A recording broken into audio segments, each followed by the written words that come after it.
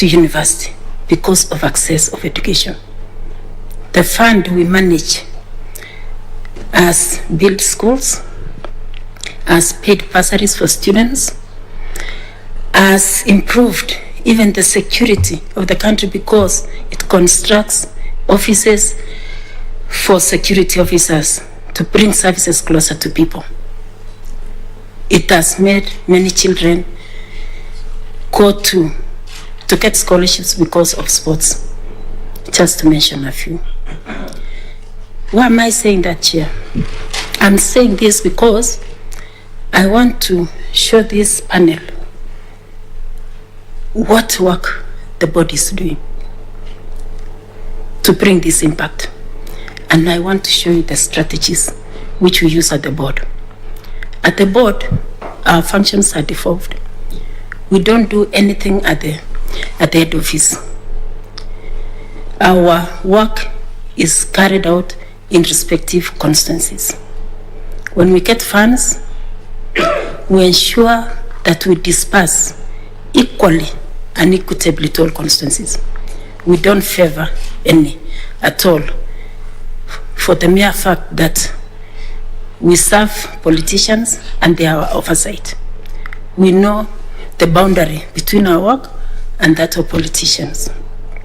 Madam Chair, when you see our work, we receive proposals from the ground.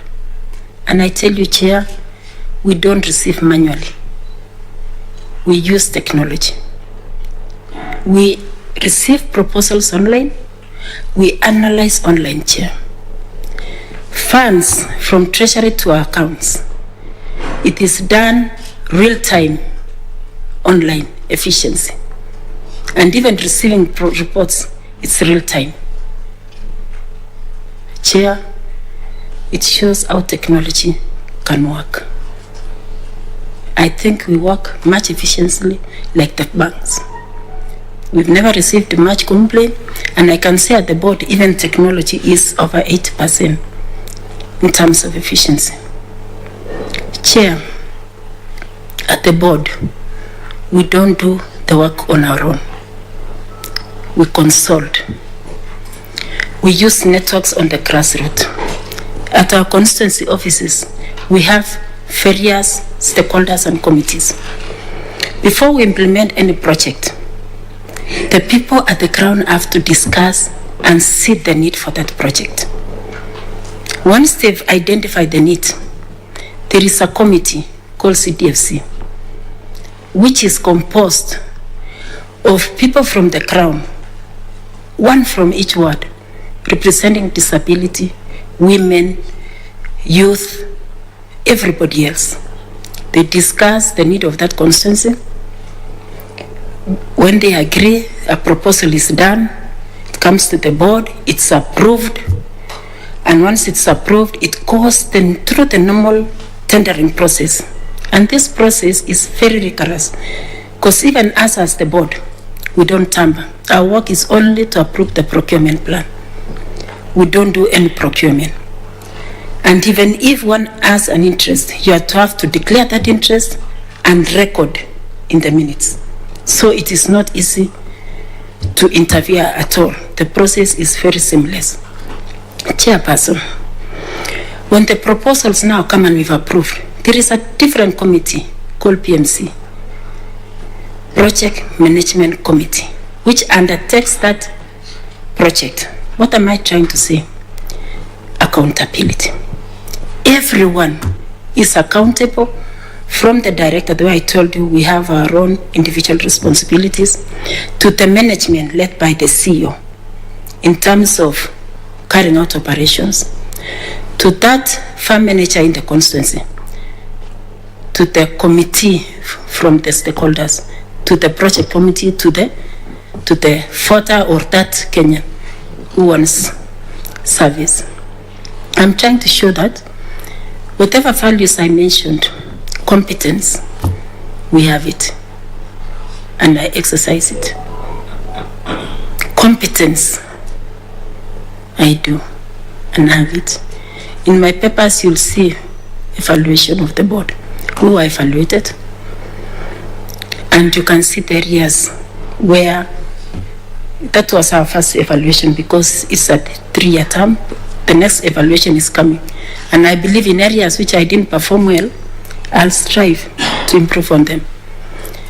Chair, our board, by the time we joined, the CEO had been acting for 11 good years. Because it was not possible at times, the process of recruiting a CEO there does involve the CS, it has to involve Parliament, and it has to involve the board. So at one time or another, either Parliament have gone on recess, or Parliament has been dissolved. Another time, the CS maybe is not there, and the board was not in place also for some time. But I want to tell this panel that when I was heading that committee of finance, admin, and HR as the chair, recruiting of a CEO being the duty of the board, we had to do that exercisably. And as I talk now, we have a substantive CEO on board who came on board. Nobody challenged the process. There were no politics. So it shows how competent our board is. Chair, when you look at the CDF, I'm emphasizing on CDF because, one, we deal with politicians. And the job I'm looking for, also it has to deal with politicians. So I ask myself, how come at the CDF board, everything, all the strategies we put in place are working? Even ICT, publicity, you go to the crowd, all our projects are publicized. We appraise the staff of the board, the 290 annually, and even before they renew the contracts. And there's no so much violence the way we find on the ground, and it's the same politicians whom we have at the IEBC. So what am I trying to say? That we need to use what is in IEBC to improve and perfect. We are not going there to start. There are people already there. There are strategic plans there which guide. There are documents, there are laws, there are work plans. So I think the major issue is professionalism and implementation. Because we are not. Thank you, Chair. Yes, go ahead. Next, Chair, which is also is very important to this job I'm looking for, is my work at the Independent Interim Boundaries Review Commission. I was a member to that committee. Everyone knows it was one of the Agenda 4 commissions, and the main reason why that commission was formed was to address the historical injustices and gerrymandering which was happening in the country. I mean, maybe manipulation of constituency boundaries the way it was that time. So I had an opportunity to serve in this commission, but I want to say that it had a very big impact. The coming up with 290 constituencies. We were able to redraw the 80 to add into 90. And as we talk now, even when it went to Parliament that time, Chair, there were minor issues which were addressed through consensus. But I can say over 80% of the report was adopted. How did we arrive at that? It's the strategies again we used. We involved the public from the word go. We did extensive civic education. We carried out public hearings, and we had a working methodology, a plan which we used. Teamwork. Teamwork is very important when you are doing an exercise of national importance. There, we did that work. And I can say it's one of also the work I did, which made me not to become the Women Rep of Elgeyo Marakwet in 2013. I had done that work. I was very competent. I knew I'd done something for my people, but when I went there, Elgeyo Marakwet didn't get anything at all. In fact, it's one of the protected counties in terms of constituencies. People didn't understand why, because I was there. But what I'm trying to bring out is that you don't have to be there from a place to do for your people. When you sit in the commission, you are working for Kenyans. That's where my impartiality comes in. We have to follow the criteria. There were laws, but I'm happy those constituencies were protected, because apart from the population quota, which you were looking in as the main criteria when doing boundaries, there were other factors. Geography of the area, cultural ties, historical and economic, means of communication. So there were other factors which helped to address those issues. And I'm happy if the people of Elgeyo Marakwet are listening, the PPI also vindicated me, because those constituencies up to now, they are still being protected. So, Chair, to crown it all, I had also an opportunity to work at the Constitution of Kenya Review Commission. That time, I was at the management level, one of the deputy secretaries. There were 4 departments, but I was specifically in the Department of Civic Education. And Chair, the impact of that, we have a new constitution. Though it's not a commission which I was in, the Kai Commission which brought that constitution, through the committee of experts, we were able to get this constitution, but we laid the foundation by bringing all the people together through the National Constitutional Conference.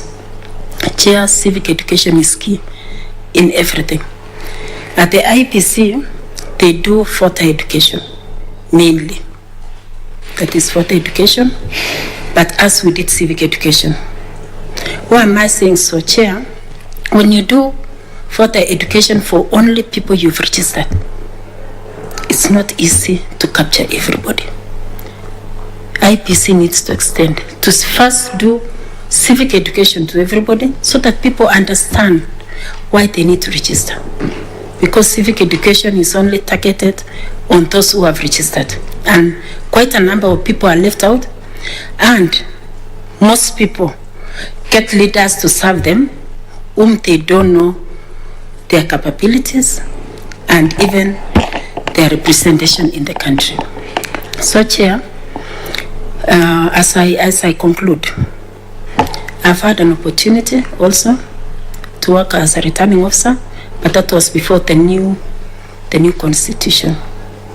I did work as deputy returning officer in Bakassi 207, and also 208. I was a returning officer in Langata and Westland for a by-election for a council. At that time, there were only 3 positions: councillor, MP, and president. But what comes to my mind majorly is the Bakassi by-election. We were 4 in the main tallying center. The returning officer was a man, 2 deputy returning officers who were men, and I was the only lady. It was scary that night, because I recall as results were being brought from polling stations as we were winding up, so many agents came following the results for their respective candidates. And it was going to be, it was a bit dark. It was going to late because you open at 5, you close at 6, but it was starting to be, it was not a bright day. And before we knew, people were inside the tallying center, agents, and the security was not enough. And then when I checked the room, everybody was there. Everybody now was thinking about safety. Yeah. But that's the time I learned to work under pressure, to work by being proactive. And that's the time I remember the skills I acquired at the National Youth Service. Chair, it was scary. But the returning officer then stood firm and said, let's hold everything first. Because the law allows the returning officer to postpone or to hold for some time So that was actually very possible to do it. And I'm happy nothing bad happened, but we were able to finish the exercise successfully. So finally, Irene, Chair, sorry, if you'll allow, let me ask you to just conclude if you can. I'll conclude in 1 minute. We allow the panel to ask you a few questions. Thank you, Chair. Thank you. So as I conclude, I just want to say I have diversity of skills. I've worked under pressure.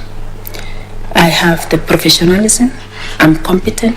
And if you give me this opportunity, I'll perform without being impartial, without being non-partisan, and doing what is required of me as a commissioner. Thank you, Chair. Thank you so much, Irene. I'll request Mr. Morris. Oh, sorry. I'm sorry. Let me find out from you whether you are a registered voter. Yes, Chair. I fought at Sitoto Primary School. That is in Chepkoria Division in Kamarakwet. Thank you so much, Irene. I'll request Mr. Morris Kimuli to ask you a few questions. Panelists will manage our time in view of how much has gone now. Thank you. Thank you very much, Chair. Irene. Yes. You responded to a case study question, and one of the issues you identified yourself was non-registration of young people who had turned 18. Perhaps I can ask you this in... I want you to imagine that you are seated at the commission. Do you understand Swahili? Yes, naelewa sana. Mmeketi pale kama commissioners na swala hili limejitokeza, na kuna vijana 1,000,000 ambao wameandamana kwa amani na wakakusanyika pale Uhuru Park kusema kwamba tumefikisha miaka 18 hatujasajiliwa kupiga kura, hatujapewa vitambulisho. Commissioner wengine wanakuuliza uende uwaongeleshe wale vijana. Ni vijana walio na amani, na huku ukirejelea sheria iliyowekwa, tafadhali kwa dakika moja tu wahutubie hawa vijana ambao wamekusanyika pale. Wanasema hatujasajiliwa, tungependa kusajiliwa, na ni miezi 6 kabla ya uchaguzi. Dakika moja tu kwa lugha ya Kiswahili kama itawezekana. Asante. Vijana, asanteni kwa kuja Uhuru Park. Nimesikia hamjasajiliwa, na hapa tutawafanyia hiyo kazi. Bora uko na ID, tunakuja na watu wa registration na watu wa registration of people kuconfirm, na tutakuja na pia registrars of Electoral Commission kuwachasajili na mpate hiyo voter sahu. So tunafanya kitu inaitwa targeted kwa sababu wamekuja, na tutawaandikisha sahu. Asante. Tulikuwa tumesema kwamba hawa vijana hawajapewa vyeti vya usajili ama vitambulisho, na ndio sababu hawajasajiliwa na tume ya uchaguzi. Kwa hivyo swala lililo nyeti ni kwamba hawana vitambulisho. Sorry, ndio nimesema nitakuja na watu wa registration wa ID hapo. Wakiwa wakisajiliwa, kwa sababu nowadays it's fingerprint, wakimaliza tuna register. Asante. So your view is that the commission is able, the Electoral Commission is able to summon those in charge of registration of persons and to get them to issue IDs on the spot so that you can issue voter registration. Yes. Do you know the process of issuing an ID and registering persons in Kenya? Yes, I do. And it be done instantaneously? Before you register one to get an ID. I'm asking about the process of registering one and issuing an ID. Because an ID is a prerequisite for voter registration. Is that so? Yes. So do you think you can instantaneously register people and issue them with IDs? Yes, it can be done this way. One, there are forms which one has to fill. because before you give that ID, you have to ensure that one has no criminal record, is over 18, and the person has not even been, is not bankrupt, is of sound mind. It is possible, if there are such 1 million, that is a very sizable number of people you cannot ignore, because it can be start of, if it can be even a recipe of something or chaos. So the best thing is to get them fill the forms that day if they've come, to provide all those what is required to fill that form, to see if they are eligible to be given those EIDs. And if there are those who are eligible, Urpak and Nya House is very near. If they have somewhere where they can stay, it can be done within a week. If they don't have, we can talk with them and agree on the best way to go about it. But it is something which can. Thank you. I think you live in this country. Yes. Do you know how long it takes to get an ID? Perhaps you got one many years ago, but do you know how long it takes if you apply for an ID to get one? Yes, I know, especially when I lost mine. And how long roughly does it take? It takes up to around 3 months. It takes up to around 3 months. Yes, depending where you are doing it from. Would you be right to promise young people that we shall register you now, we shall issue you with IDs, and we shall give you your voter registration here and now? Subject. We'll be telling them we'll issue you, but subject to those conditions if they meet the requirements. Now, is it your statement, Madam, that for you to get an ID, you need to have a clean criminal record? Yes. That if you've been convicted, you're not supposed to be registered as a Kenyan once you turn 18? No. That you said that? No, I'm saying... Oh, that was, did I hear you right? You said one of the conditions is that you must not have a criminal record, and there are other conditions attached to being, before you're registered, you're issued with an ID. Are there conditions really? No, the condition is for voter to be registered as a voter, not to get the ID. Not to get the ID? Yes, because they had said I'll bring the other one to register for IDs and then also as a voter. Allow me to leave that point. You were working with CKRC, the Constitution of Kenya Review Commission, and that was in early 2000. It's true that that commission was collected views from Kenyans, but was not able to deliver a new constitution. Is that true? Yes, it's true. In 2010, the Committee of Experts delivered a constitution. Yes. What do you think the Committee of Experts did, which you could not do as CKRC? Thank you for that question. Actually, the main issue, if you can recall, and if you are in Kenya at that time, remember at the Constitutional Conference in Bomas, the government ilifunja bunge before they could deliver the constitution. And that is actually what made things now to go to plan B. It was until the next government which came that the process was restarted. So there was that huge gap, and the time was not enough to do it at that period. But you also agree in 2010, the government was also involved. Yes. And it was the same government that was in 2005, it was the same government that was in 2010, and it delivered a new constitution under a committee of experts. You do not accept any blame for anything that you did that could have led to a rejection of the draft, either by the government or the people of Kenya. You don't accept any responsibility. No, I do, but... what responsibility do you accept? One, as I accept, remember also the term of that commission had a time frame. So also they had to go because their time had. How many years? It was 5 years that time. The committee of experts worked for a lesser period of time, and they delivered a robust constitution. True, but they were not starting from the ground. They didn't do much of the work which had been done. They didn't do civic education. They didn't bring the delegates together.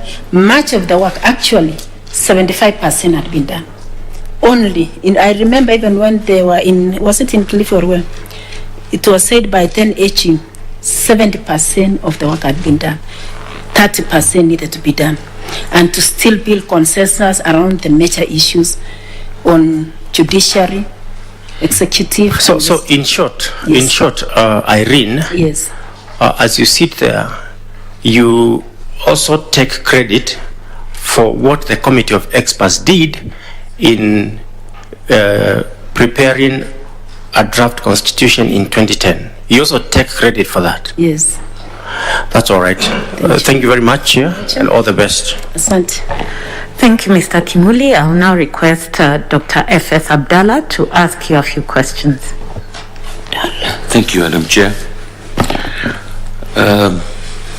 Madam Masit, karibu tena. Now that we've learned your interest in elections in IEBC, let's talk about them, right? See, as you need to see how much you know about it in your interest. Right. The conduct of elections in Kenya follows a 5-year electoral cycle and not a single day, as many of the Kenyans would believe. Right.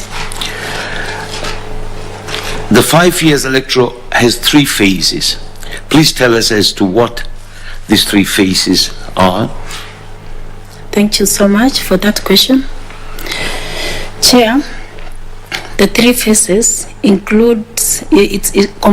composed of the pre-election activities done during election, and activities done after election. Before, we have a registration of voters, we have voter education, we have locating polling stations where the exercise will be done, recruiting clerks and returning officers and all the necessary stuff required, acquiring materials, all logistics in total. And then when you come to election time, it's now the conduct of election itself, whereby we have citizens to vote. And voting starts from when you get that when you are identified first that you are a voter, you vote, they take your vote, they count, they tally, and they announce results. Then finally, the third phase is whereby now the commission does the evaluation and monitoring of what happened, and also includes the storage and safe custody of materials. Remember, most of these materials may be required if there is a court case. They may be required for future reference, and also payment of staff, closing down if there were anything which got damaged, maybe where the exercise was being done, to restore that. So those are some of the activities. Thank you. Thank you. You just told us that in your CDF board you do civic education, and the IEBC do voters education, right? And you, in your opinion, the IEBC should expand or extend their education to the public, right? Now, let me bring to your attention, as part of the preparation towards the 2022 general elections, the IEBC launched this year's annual Voter Education Week, which they call it AVEW, right? On the 14th June 2021 in Nairobi and all the other 47 counties, IEBC also undertook the same in their 290 constituency, right? Now, in this AVEW, are you aware what they covered in? What they covered in that week? The initiative of this? Yes, to some extent. Okay. Tell me, what do you know? What they did, or what they should have done, or what they wanted to do? Actually, it is to educate the voter on the processes of voting, and also those who wanted to register and to vote, be given opportunity to register, and also those who wanted to change even their stations, to revise and move to other stations, or even to check their details if they are correct. That's the opportunity they are given.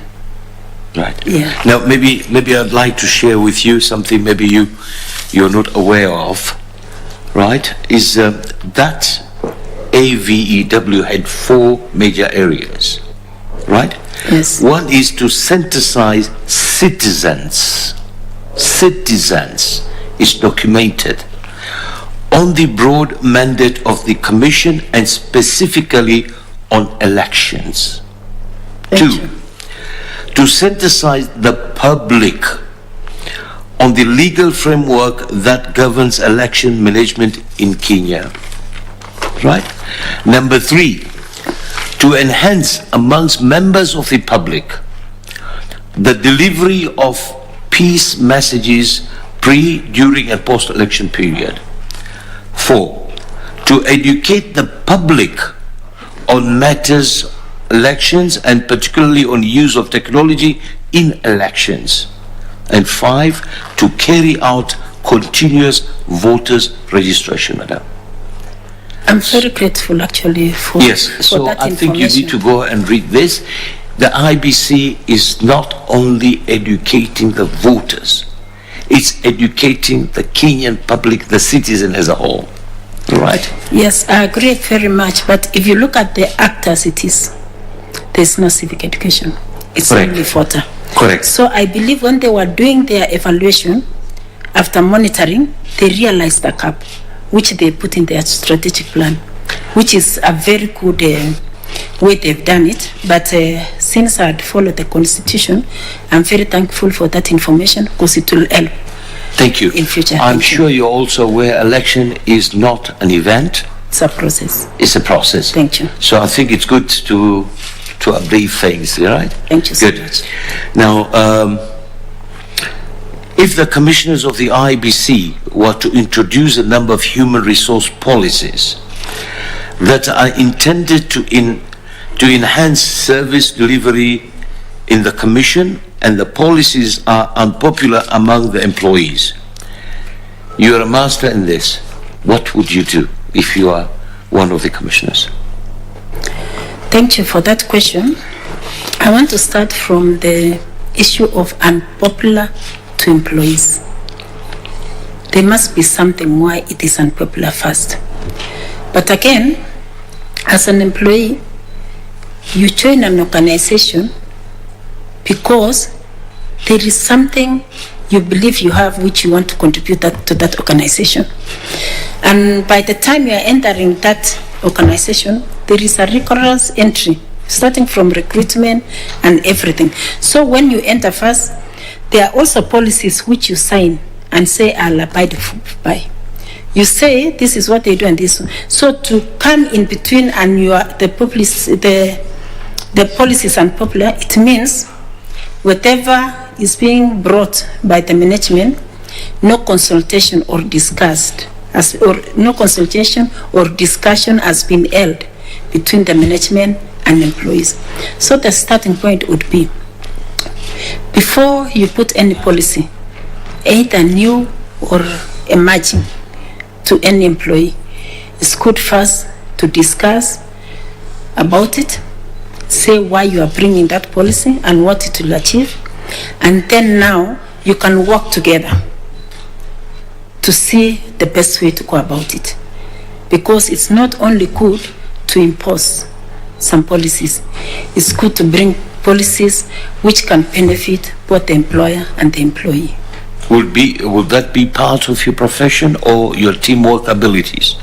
It is both teamwork and also profession. Thank you.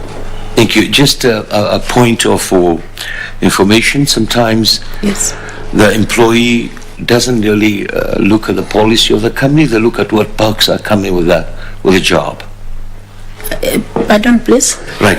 You just said that employees normally before they join, they look at the policy of an organization. But many a times, and especially now, the employees or the person wishing to join an organization looks at the perks first. What am I going to get? That's for your information. Thank you, Chair. Thank you, Irene. Thank you. Thank you. Thank you so much. Thank you, Dr. Abdallah. I'll now request Mr. Gideon Solonka to ask you a few questions. Madam Asid, you said that in 2013, general elections you vied for the seat of women representatives. Yes. How many candidates were you? We were around 8 for women rep. And you became number 2. Number 2. Yes. Were you satisfied with the way IEBC conducted the elections, or did you detect any anomalies? I was satisfied, but there were anomalies which I detected. Kindly share. Yes. One, very briefly. Thank you. One is the process of party nominations. They are not credible. Why am I saying so? Like when I stood, we were told when we were filling the forms and everything that they'll get an independent person to do elections. And they had even said it was IEBC. On Friday, actually it was on Thursday, the day we were to go for voting on Friday. We went to our stations, the papers delayed, they never arrived. Then later around 1 on Friday, we are told the elections for nominations have been postponed. It will be done on Saturday. Just imagine, you brought agents, your voters are there, you've used money, and then again you are told the next day. And that is now recipe for rigging. And some of us thought maybe when people are filling papers somewhere so that to announce winners the next day. So as IEBC, or if we want to address the issue even of electoral violence, we should have credible party nominations. Because that's even where violence starts from to spill over to the general election.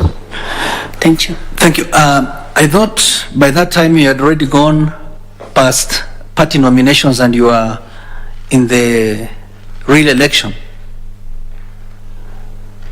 Oh, you are talking at the face of the election. Sorry, I thought you were talking about pre-party nominations. No. I'm talking of your candidacy. The elections I was satisfied, but again they were slow.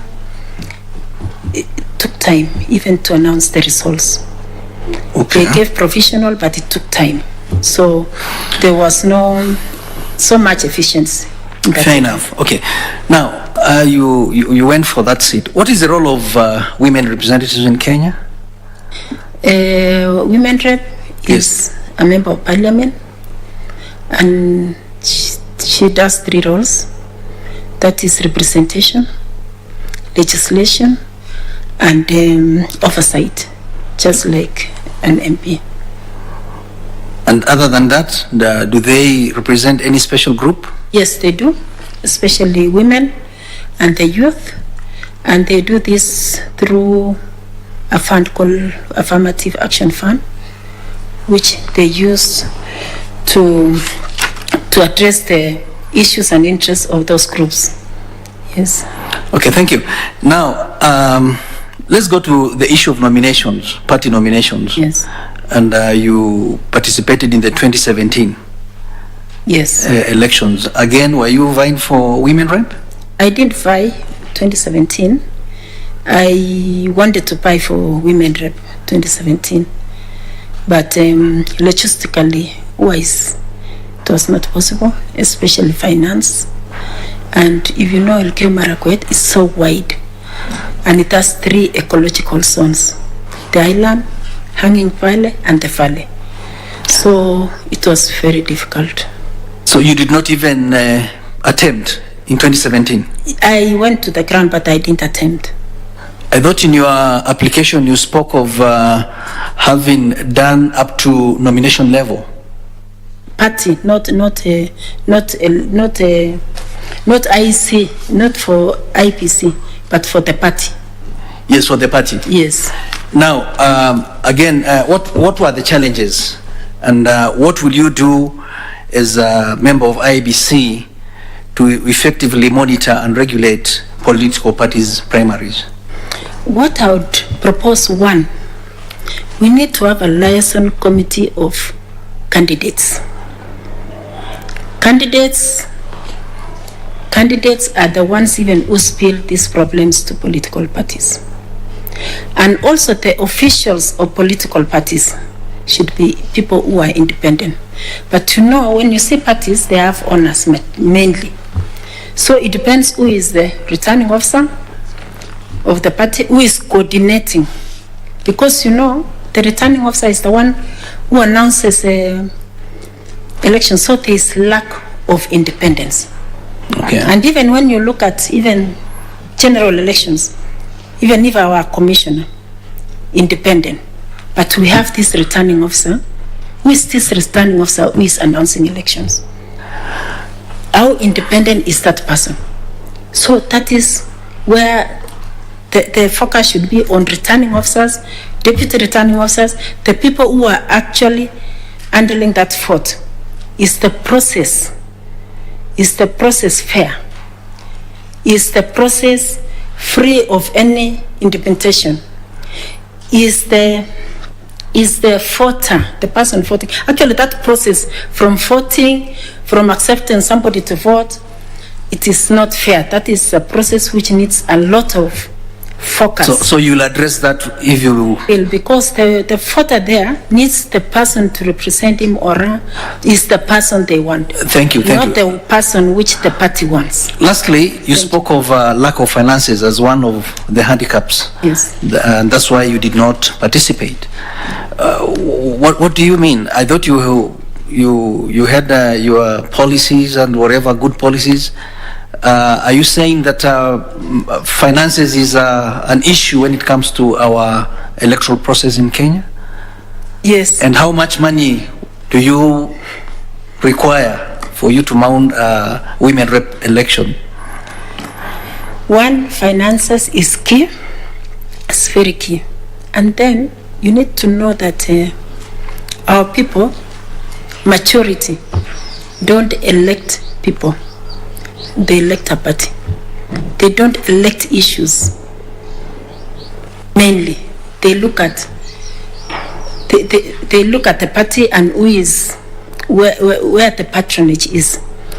But finances, as we see in the proposed Elections Finances Act, the finances are huge. I wish the taxpayer could fund party election so that the process is fair and they put a limit. For women rep, depends in the area, but around it should not go below.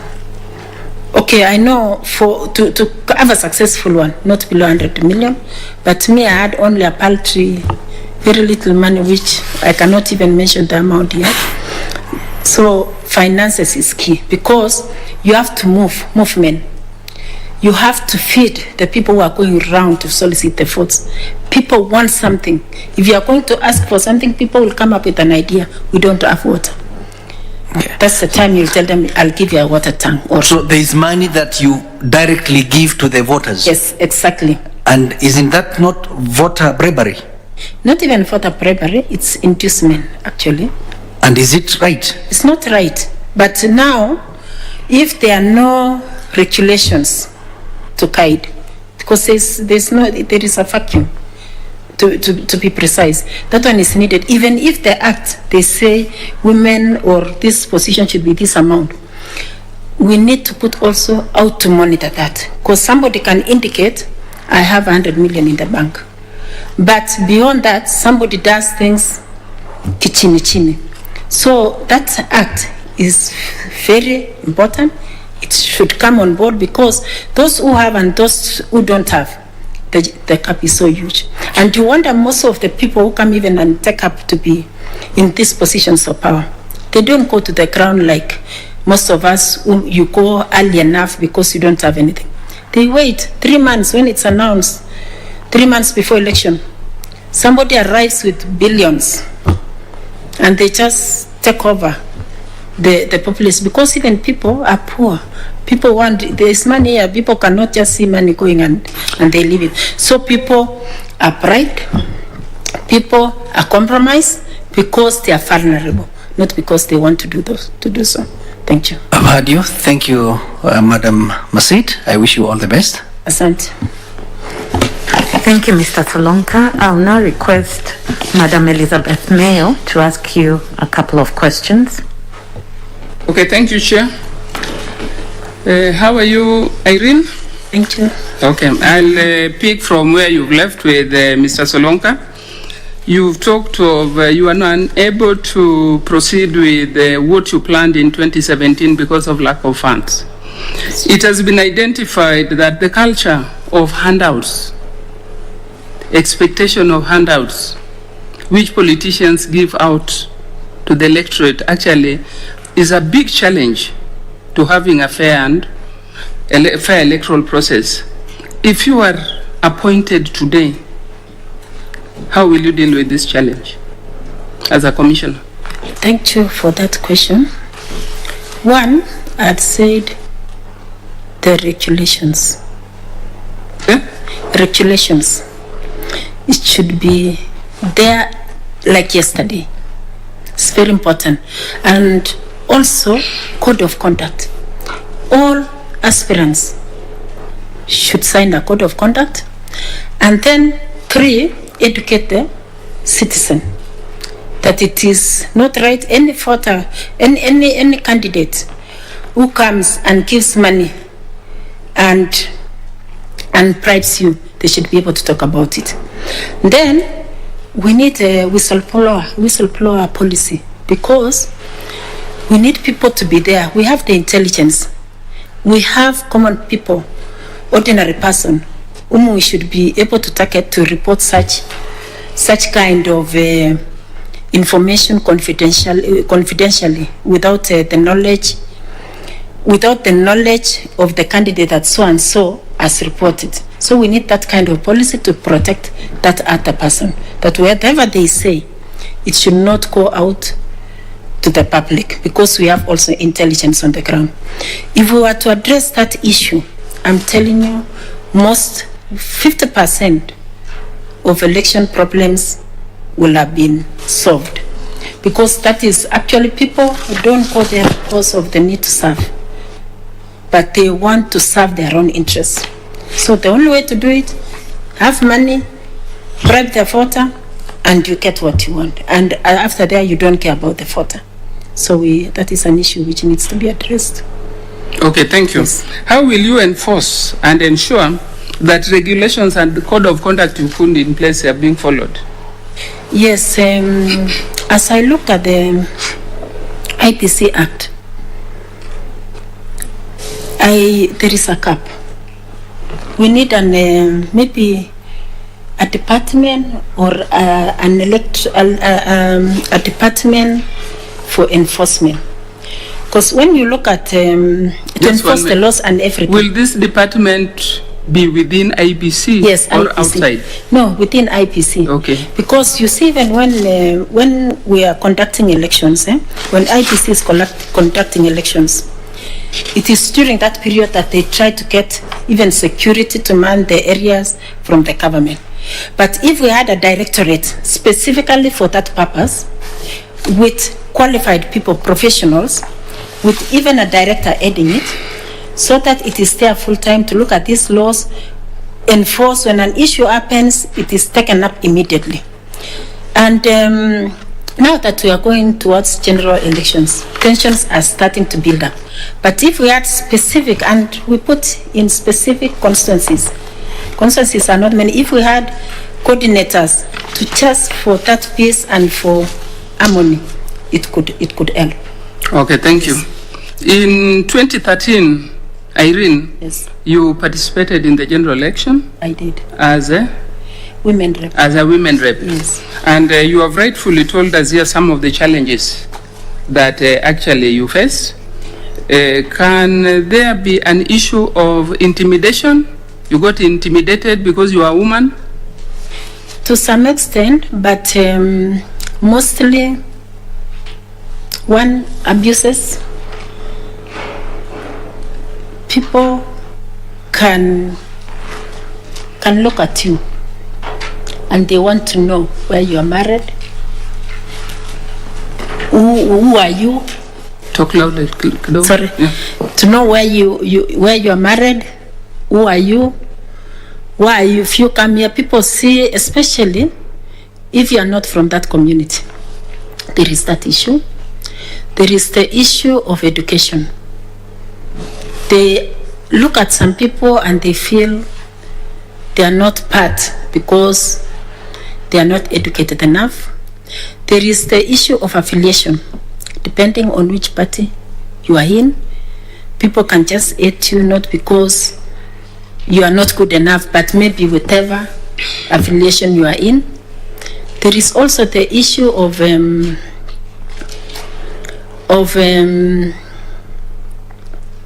whether you are married or not, whether you are single or you are married. So there are all those things which come, especially for a woman. Okay. It's very difficult. That's why you find even in the county where I stood in, no woman stood for MP. Mm-hmm.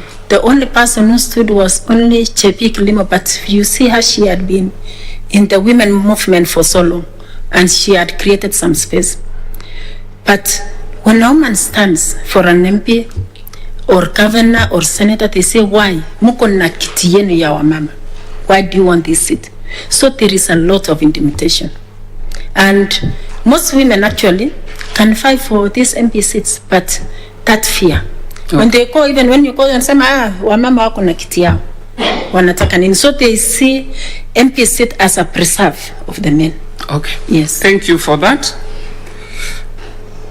As we are talking now, when you look at some of the elective positions, you will find that the participation of women is actually low, the way you have said. If you are appointed today, what do you think you will do to address this challenge? Thank you. That is creating a barrier for women to effectively participate in general elections. Thank you. One, if it was possible, women should be supported financially. One, to be able, there should be a kitty for women to come up. Two, those laws which I've said. And then three, for women to come up. There is the affirmative action. Just for clarification, what do you mean by a kitty for women to come up? I mean, are the men having a kitty? Men control resources. Explain, because there are women. What I mean, these men, they are working, the woman is working, but majority are working. Like in my county, I know most of the men work in towns. The women are at home, tending to cattle and everything. And they don't own land, they don't own property, they don't have anything apart from that small house which is in the village, which they call their own. The farm, they are left to be in the farm. So they don't have actually economic, financial muscle to do campaigns. So the other issue is the affirmative action. You remember there was the 2/3 which was supposed to come in parliament. At least in the county assemblies, it has been somehow addressed. But in the National Assembly, it has not. Where it's difficult to get that fund, the 2/3 should be done for women in parliament. It should be done, and it should be part of the legislation, because women are very good leaders. Women are very fair, and women, it's very difficult to bribe a woman. In fact, even when you go for those looking for votes, majority of the people who are in the centers are men. Very few women.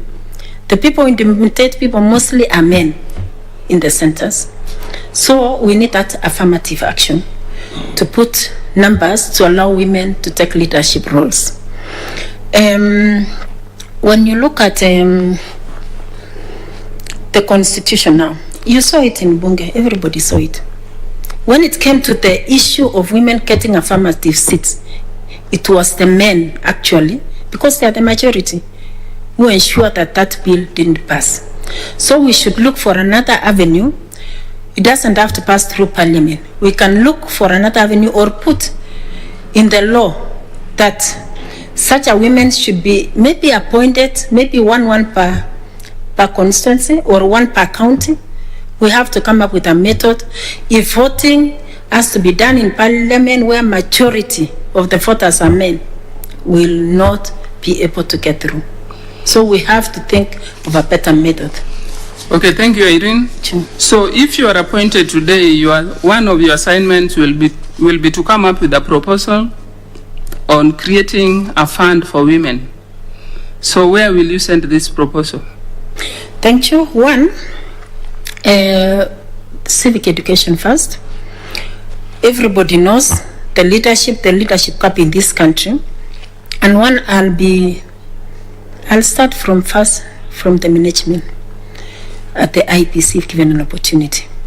We'll need to do audit trail, starting from constituencies and going to the office. We start first from where we are. Is the composition of IEBC. Irene, we are talking about the fund. I mean, in terms of jobs. No, you've talked of coming up with a kitty for women. So I want clarification on how you will do it. Oh, it is legislation. It is just to come up with a legislation, but still we can deliberately even get people to apply for these jobs the way we are doing now. Because until when the act is revised, because I know there are legislations coming, we need to still push. We have the Gender Commission to work with. We have civil society. We need to push. We need to do stakeholder engagement and agree, because most of these things to do with political processes, we need consultation. It's not a law in most. Look at even when we had post-election violence. It's not the law which solved the issues. It was mediation when Kofi Annan came and everybody. So we need to sit and have a dialogue as a nation. Okay, thank you. And then from that dialogue, now we come up with a document to enforce it. Thank you. Though I wanted you to come out very clearly on how this kitty can be formed, how it will help women, and how women can apply to get funds. Yeah, though you didn't touch on that, so we can move to the next. So in the event there is serious resource challenges in IEBC, especially to carry out voter education, and you are just having 13 months to go, how will you carry out voter education with the limited resources you have? Yeah, it's true that resources can be limited because most of the funds is what we generate from the revenue. Not the why, the how. How will you? But now, the government and the whole nation is aware we are going to have an election. Everybody is aware. And there was a budget which was done the other day. It went through Bunge, and I believe they've set aside those funds. But if there is a cap, we have to look for other, maybe donors, other support people. They don't have to be in cash. We can look at the cash which we have, we used to conduct elections, but we get other stakeholders to assist. If it is materials, we get somebody to fund for materials. If it is to do with trainings, we get some people in training areas to assist us to train people. So we have to get some stakeholders to assist. Can you mention two key stakeholders who will help you with that? Yes, like one. You have talked of, just hold on. You have talked of if it is material, you get somebody to give you materials. Yeah. So who is this person who will come to give IEBC material because they don't have enough money in the budget for voter education? I'm aware of Uraya, they are called Uraya. I'm also aware of Transparency International. I'm also aware maybe for sensitization, there is National Council of NGOs. They are also, because the National Council of NGOs, they have sector NGOs, whether it's health, education, everything, so we can still get. And we have also donors, international donors, like through international donors, like through embassies, through even countries, partnership, international partnership between the governments, between our government and other governments. Yeah. Okay, thank you. Thank you. So in your own assessment, what would you constitute to be mismanaged voter education? And how will you deal with that? Mismanaged is when the process is not fair. It is not done the way it should be done. Where there is bribery, I can say it was mismanaged. Where one votes, but that vote is not counted. Where one votes, and maybe that vote. Irene, I'm talking about voter education, not the actual voting. Okay. Yeah, mismanaged voter education process. Thank you. Mismanaged voter education happens whereby one, first, there is no education done. Or two, the people who are offering the education are not knowledgeable enough about what should be taught to the people who are supposed to get educated on that education. So to ensure that voter education is not mismanaged, we need to as commissioners first, to be well knowledgeable in that area, to know what we want to do, and also train TOTs or people who are going to train, so that that process is not mismanaged. Okay, thank you, Irene. Thank you, Chair. Thank you, Madam Mayor. I'll now ask the Vice Chair to ask you a few questions. Thank you. Irene, Yes. you have given a very good explanation of the issues, especially you mentioned financing, electoral financing and expenditure in elections, a major issue affecting our electoral processes. I would like you, as somebody who has worked in this area, who has been in the elective area for quite some time, just mention 5 issues affecting our electoral democracy in this country. Just 5 items. You say these are the key main issues. 1, 2, 3, 4, 5. Yeah. One is violence. Another one is bribery, intimidation, lack of understanding the process of what is supposed to be done, lack of enforcement, and also adequate personnel. Thank you. Now we assume that And funds. and funds. Sorry, Yeah. funds. Assuming that you are appointed a commissioner, then imagine this scenario: you are in the field, you are in one region, particular region, to oversee elections in that area. You have an appointment with a group of stakeholders somewhere, women waiting for you. While you're on the way, you get a call, an urgent call, being summoned by the county commissioner to go for an urgent meeting. How would you handle that situation?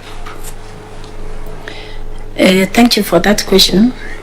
What I'll do, first, I'll look at those 3 issues, prioritize, which is at that time more important. As I said, we exercise our roles collectively. I'll try and get a colleague commissioner who can handle for me the other 2, but I'll be joining. It's only you. It's only me. You're overseeing elections in that region. These women have been waiting. You agreed. Yes. They've been waiting for you. So what On I'll the do, way there, you get this call. yes, what I'll do, I'll talk to the women. I'll tell them I have an urgent call to do with ABCD. How urgent were your issues? Can you wait? Then I'll address it. Or what do? We have to agree. And the other one, Just a minute, Irene. Yes. You haven't reached the destination. You're still probably halfway to the venue where you are to meet these women, and they are waiting, and they have been waiting. and then I get the call on the way, and then there are the other people the other side. Yes, that's the dilemma. So the first thing I'll do is to call the 2 groups, because phone call away, after assessing which comes as priority. How urgent is this other issue? So I'll call the representative of the women and call the other group and tell them what has come up while I'm on the way. And now, based on the one which is urgent, I tell them, I'll request them, is it possible I do this and come back? Or I tell the one on the phone, I was going to meet these women. If it is something not that sensitive, that somebody else can handle on my behalf in the interim, I'll come back. But I'll attempt to be able to meet and deal with all of them within a reasonable time. Thank you. Another scenario. Again, you go through your interviews, you get appointed to the commission. When you get there, you find the atmosphere, because of various issues, ethnicity and all that, the atmosphere against you, in particular, just you, is so toxic that in the commission nobody listens to issues. When you make proposals, nobody takes it up. A very, very toxic atmosphere from the rest of the members. How do you handle that? Thank you for that question. First, before I answer, I believe people cannot hate you for nothing, or people cannot be against you for nothing. There must be a reason, and it's good to know the reason. It is not good to ignore, because at times you don't know. There must be a reason. It's good to find out. You can talk to your colleagues, because your colleagues, you say, okay, I think there is a BCD, what do you think? Or even confide with the chairman, if the chairman is there and you've seen this, what is going on, and I'm just a commissioner, I'll be able to approach my chairman and share with my chairman and tell him, I think this is what is happening. Is it possible to intervene or find out? So that if it's something I can rectify, I can. And if it is something beyond, we can seek consultations widely with other stakeholders and see how to go about it. But it is good to work on it and get to know what it is. Thank you. You've watched IEBC for a long time. What are the omissions in that commission? What would you say are key omissions that you can point out from your own perspective, from what you have seen, that if you went in there, you'll try to deal with as a commissioner? One, I can talk of management of information. How we should manage information. There is need to disclose what is going on. As commission, what we are doing. It's good for everybody to know. It's good to be open and not to hide things so that things come through the press. So one is to manage information. Two is disclosure, especially when it comes to issues like procurement. Because the IEBC is going to procure maybe the kits, it's going to procure materials, and maybe most of these materials are not done within the country or within the country or outside. Let the public know, what are you going to procure? How much is it? Which company is going to give this? Disclosure. And people will not feel like there is something fishy going on. So that is another thing to look at it. Three is funding for the commission. Though we are independent, we are also interdependent, because we depend on other institutions, especially the executive. So we need to work together. You cannot say we are independent and again you want funds. You have to know the limits, but we have to work together to be able to have something, unity of purpose as a country. When you see, when we were doing boundaries, our vision was boundaries as bridges to national cohesion.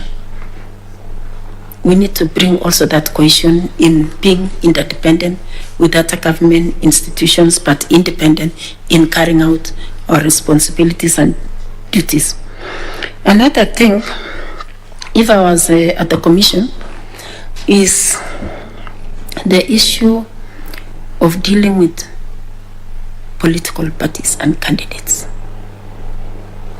That is an area which needs to be worked on. because candidates are together in one party, when they lose nomination, they divide. It brings a lot of enmity. It brings so many things.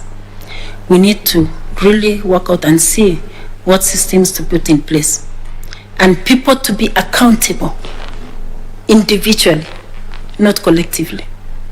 Everyone to be accountable for his or her actions, which in the political arena.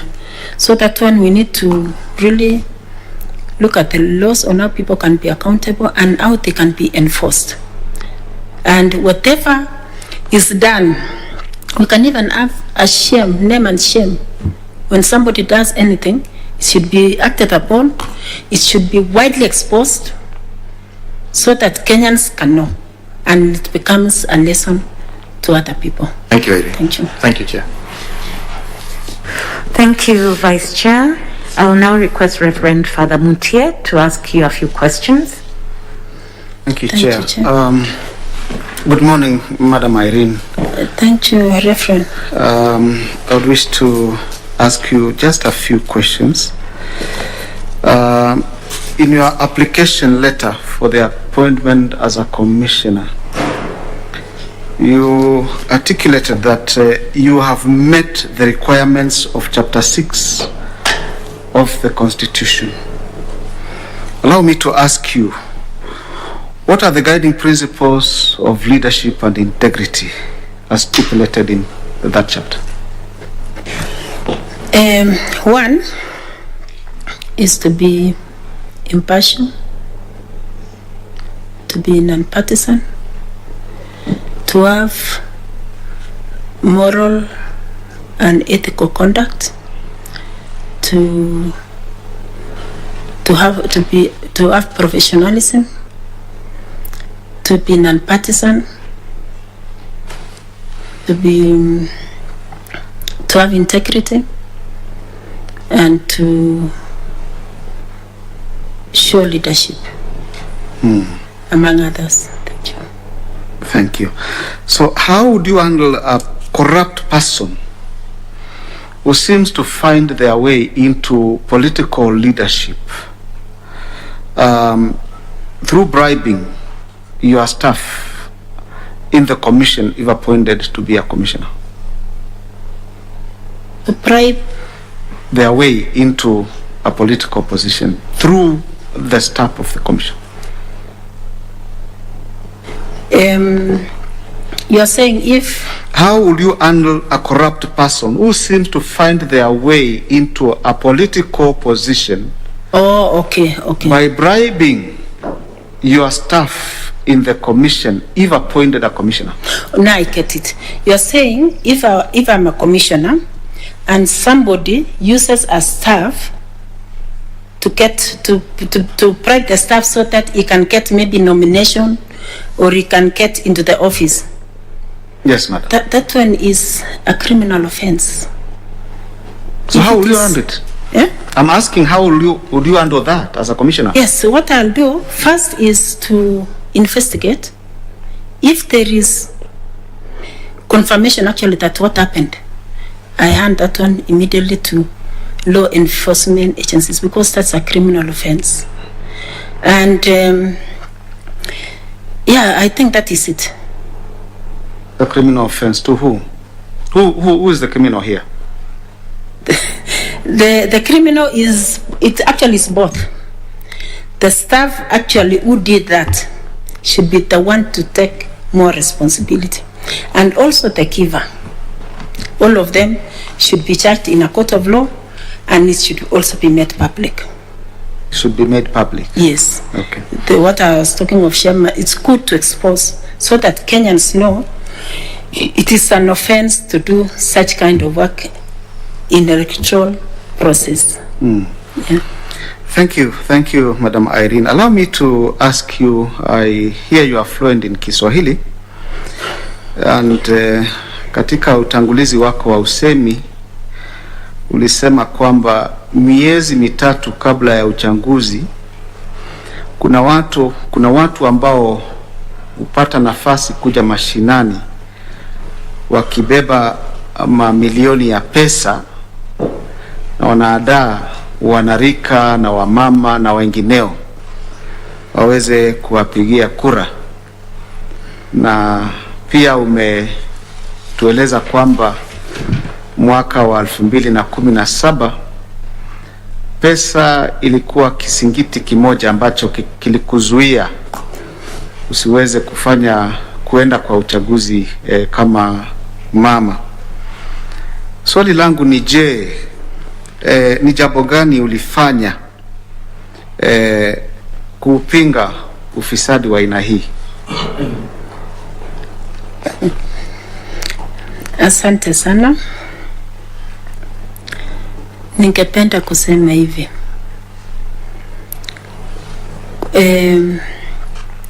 Kwa sababu pesa ni shida na watu wanachukua pesa kutumia kuonga watu ili kupata kuingia ofisi. Ningependa kusema ya kwamba, na hii naambia wananchi, ya kwamba mtu akija kukupatia pesa ili mpatie kura, ujue ya kwamba huyo mtu akipata hiyo kiti atakuja kukutumikia, lakini atatumia wakati wake akiwa bunge kurudisha tu ile pesa alikupatia.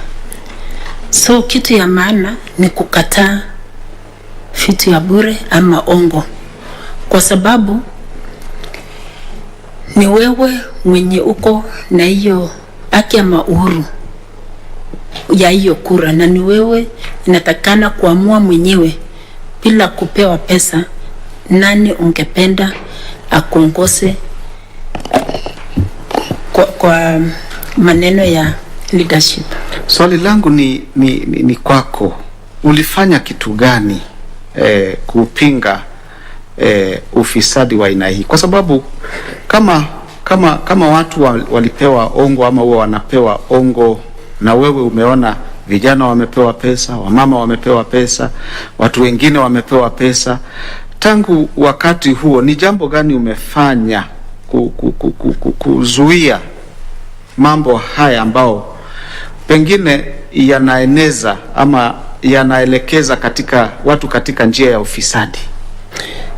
Wakati huo niliweza kueleza maofisa wenye walikuwa ground siku hiyo, lakini shida ni watu kukubali kwenda kupeana hiyo ushahidi. Hakuna mtu anakubali kwenda kusema nimeona huyu mtu akichukua pesa ama huyu amenipatia pesa. Ndio nilikuwa nasema tunahitaji hii whistleblower policy or a policy ya kuprotect au wananchi wenye wanapewa ama wanachukua hiyo kiwango ya pesa. Ni ngumu sana kwanza kama unaomba kura, mtu anakuambia shida yako ni nini? Kama wewe umeshinda kunipatia na huyu mwingine amenipatia, shida yako ni nini? Ni ngumu sana. So inahitaji mwananchi kuelezwa vizuri maana ya kutochukua ongo. Asante. Kwa hivyo umejaribu kuwaelekeza wananchi kwa hiyo njia. Hivi kama unaona Kiswahili ni kisungumkuti kidogo, you could even say in English. Yeah, what I'm trying to say, thank you. What I'm trying to say is, especially when you are looking for a vote, and another one is looking for a vote to be elected. One, they'll say first you are jealous. You don't want somebody else to get it because you are using now an excuse of bribery to prevent somebody from getting a seat. So how do we stop that bribery? That is now this question. Bribery, what I'm trying to talk about is we need legislation. We need legislation. And legislation to be enforced. And this legislation should not be something very difficult to understand. It should be something in a form way. The way you just see when somebody even registering, have you been convicted? Have you done this?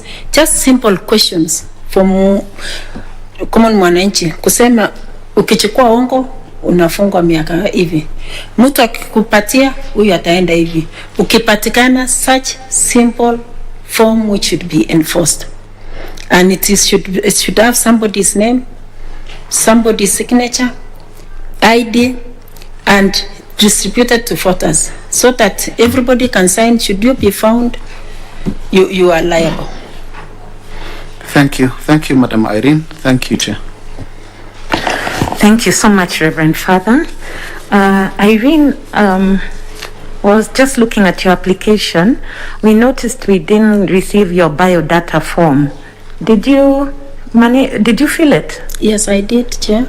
Oh, you did? And I submitted it personally. It was not online. Okay.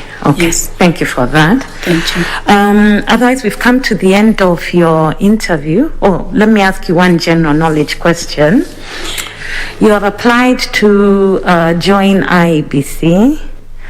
Their headquarters is here in this county. What is the number of this county? This number 47, Chair. Well done. Thank you. Okay, so I'll invite you now to make some remarks, if you have any, to the panel. Thank you, Chair.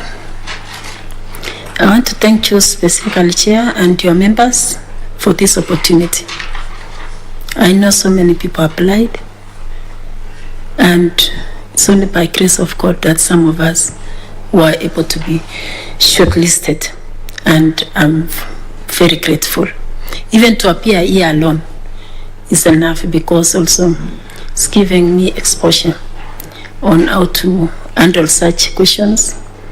Sometimes it's not easy, especially when you know the whole world is focusing on you.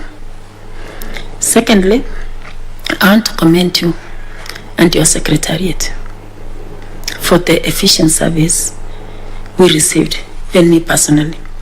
I can recall one or two of my referees had not indicated email, and they did call, and I was able to provide.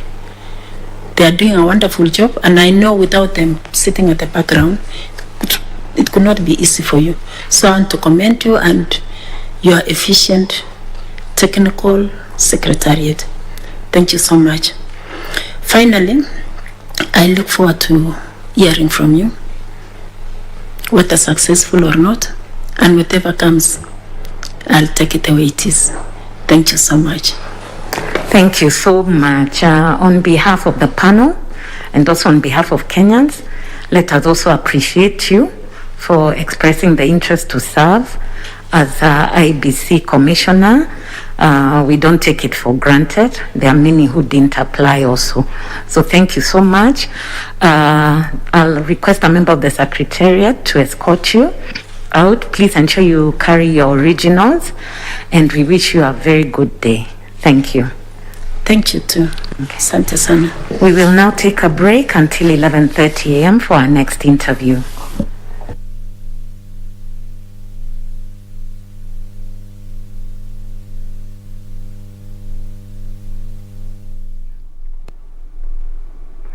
All right, pictures you're seeing on your screens there, coming to us live from KICC right here in Nairobi. Currently ongoing are the interviews for the commissioners who are supposed to be joining the Independent Electoral and Boundaries Commission.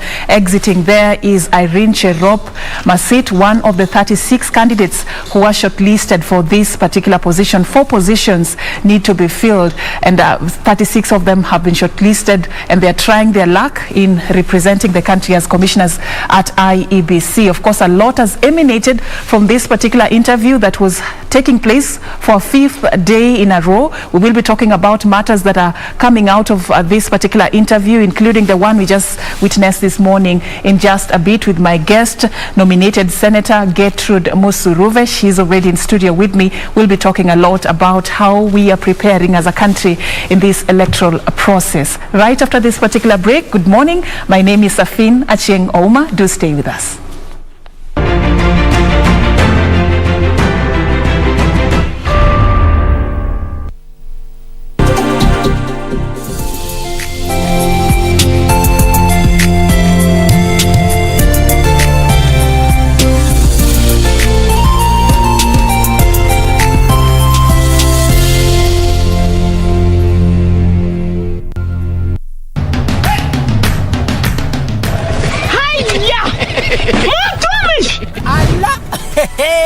Nissan Serena ndio hii. Na unaweza kuwa wewe ndio tunapikia simu. Kodi ya Nissan Serena ni NS.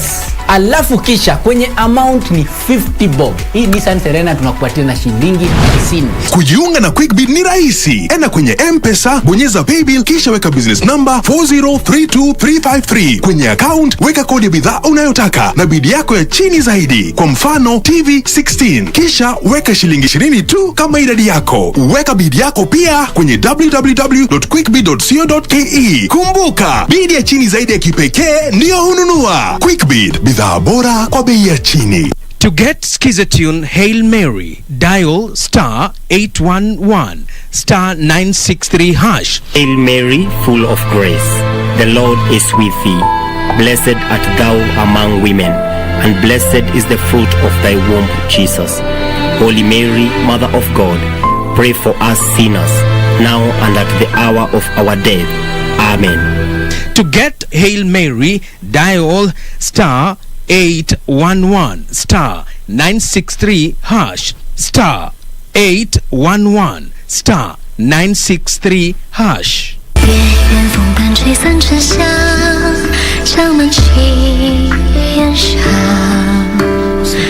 I've issued an order. The lush pasture in the north will be the new home for these 10,000 warhorses.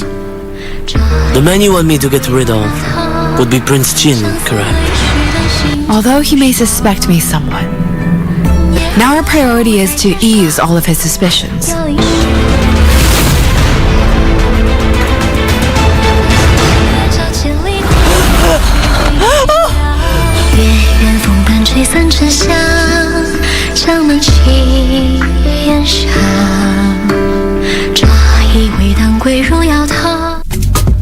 This is where it all began.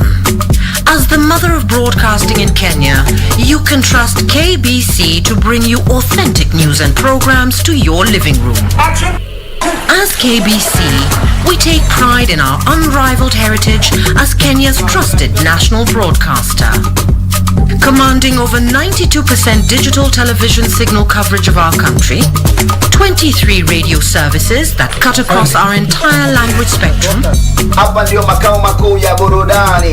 a national, regional and international digital presence backed by the most experienced and top-notch broadcast professionals in the industry. A very good evening to you. The new look Kenya Broadcasting Corporation is truly ahead of the pack. Turn to the mother of broadcasting in Kenya for stories that resonate with our identity, our aspirations as a people united in purpose. Real stories of hard work, of passion, of creativity, of big dreams. Stories that cement our nationhood. Stories that bring us together as one. We take pride in our shared heritage and destiny. KBC, informing, educating and entertaining Kenyans as one nation. KBC, Kenya's listening, Kenya's watching.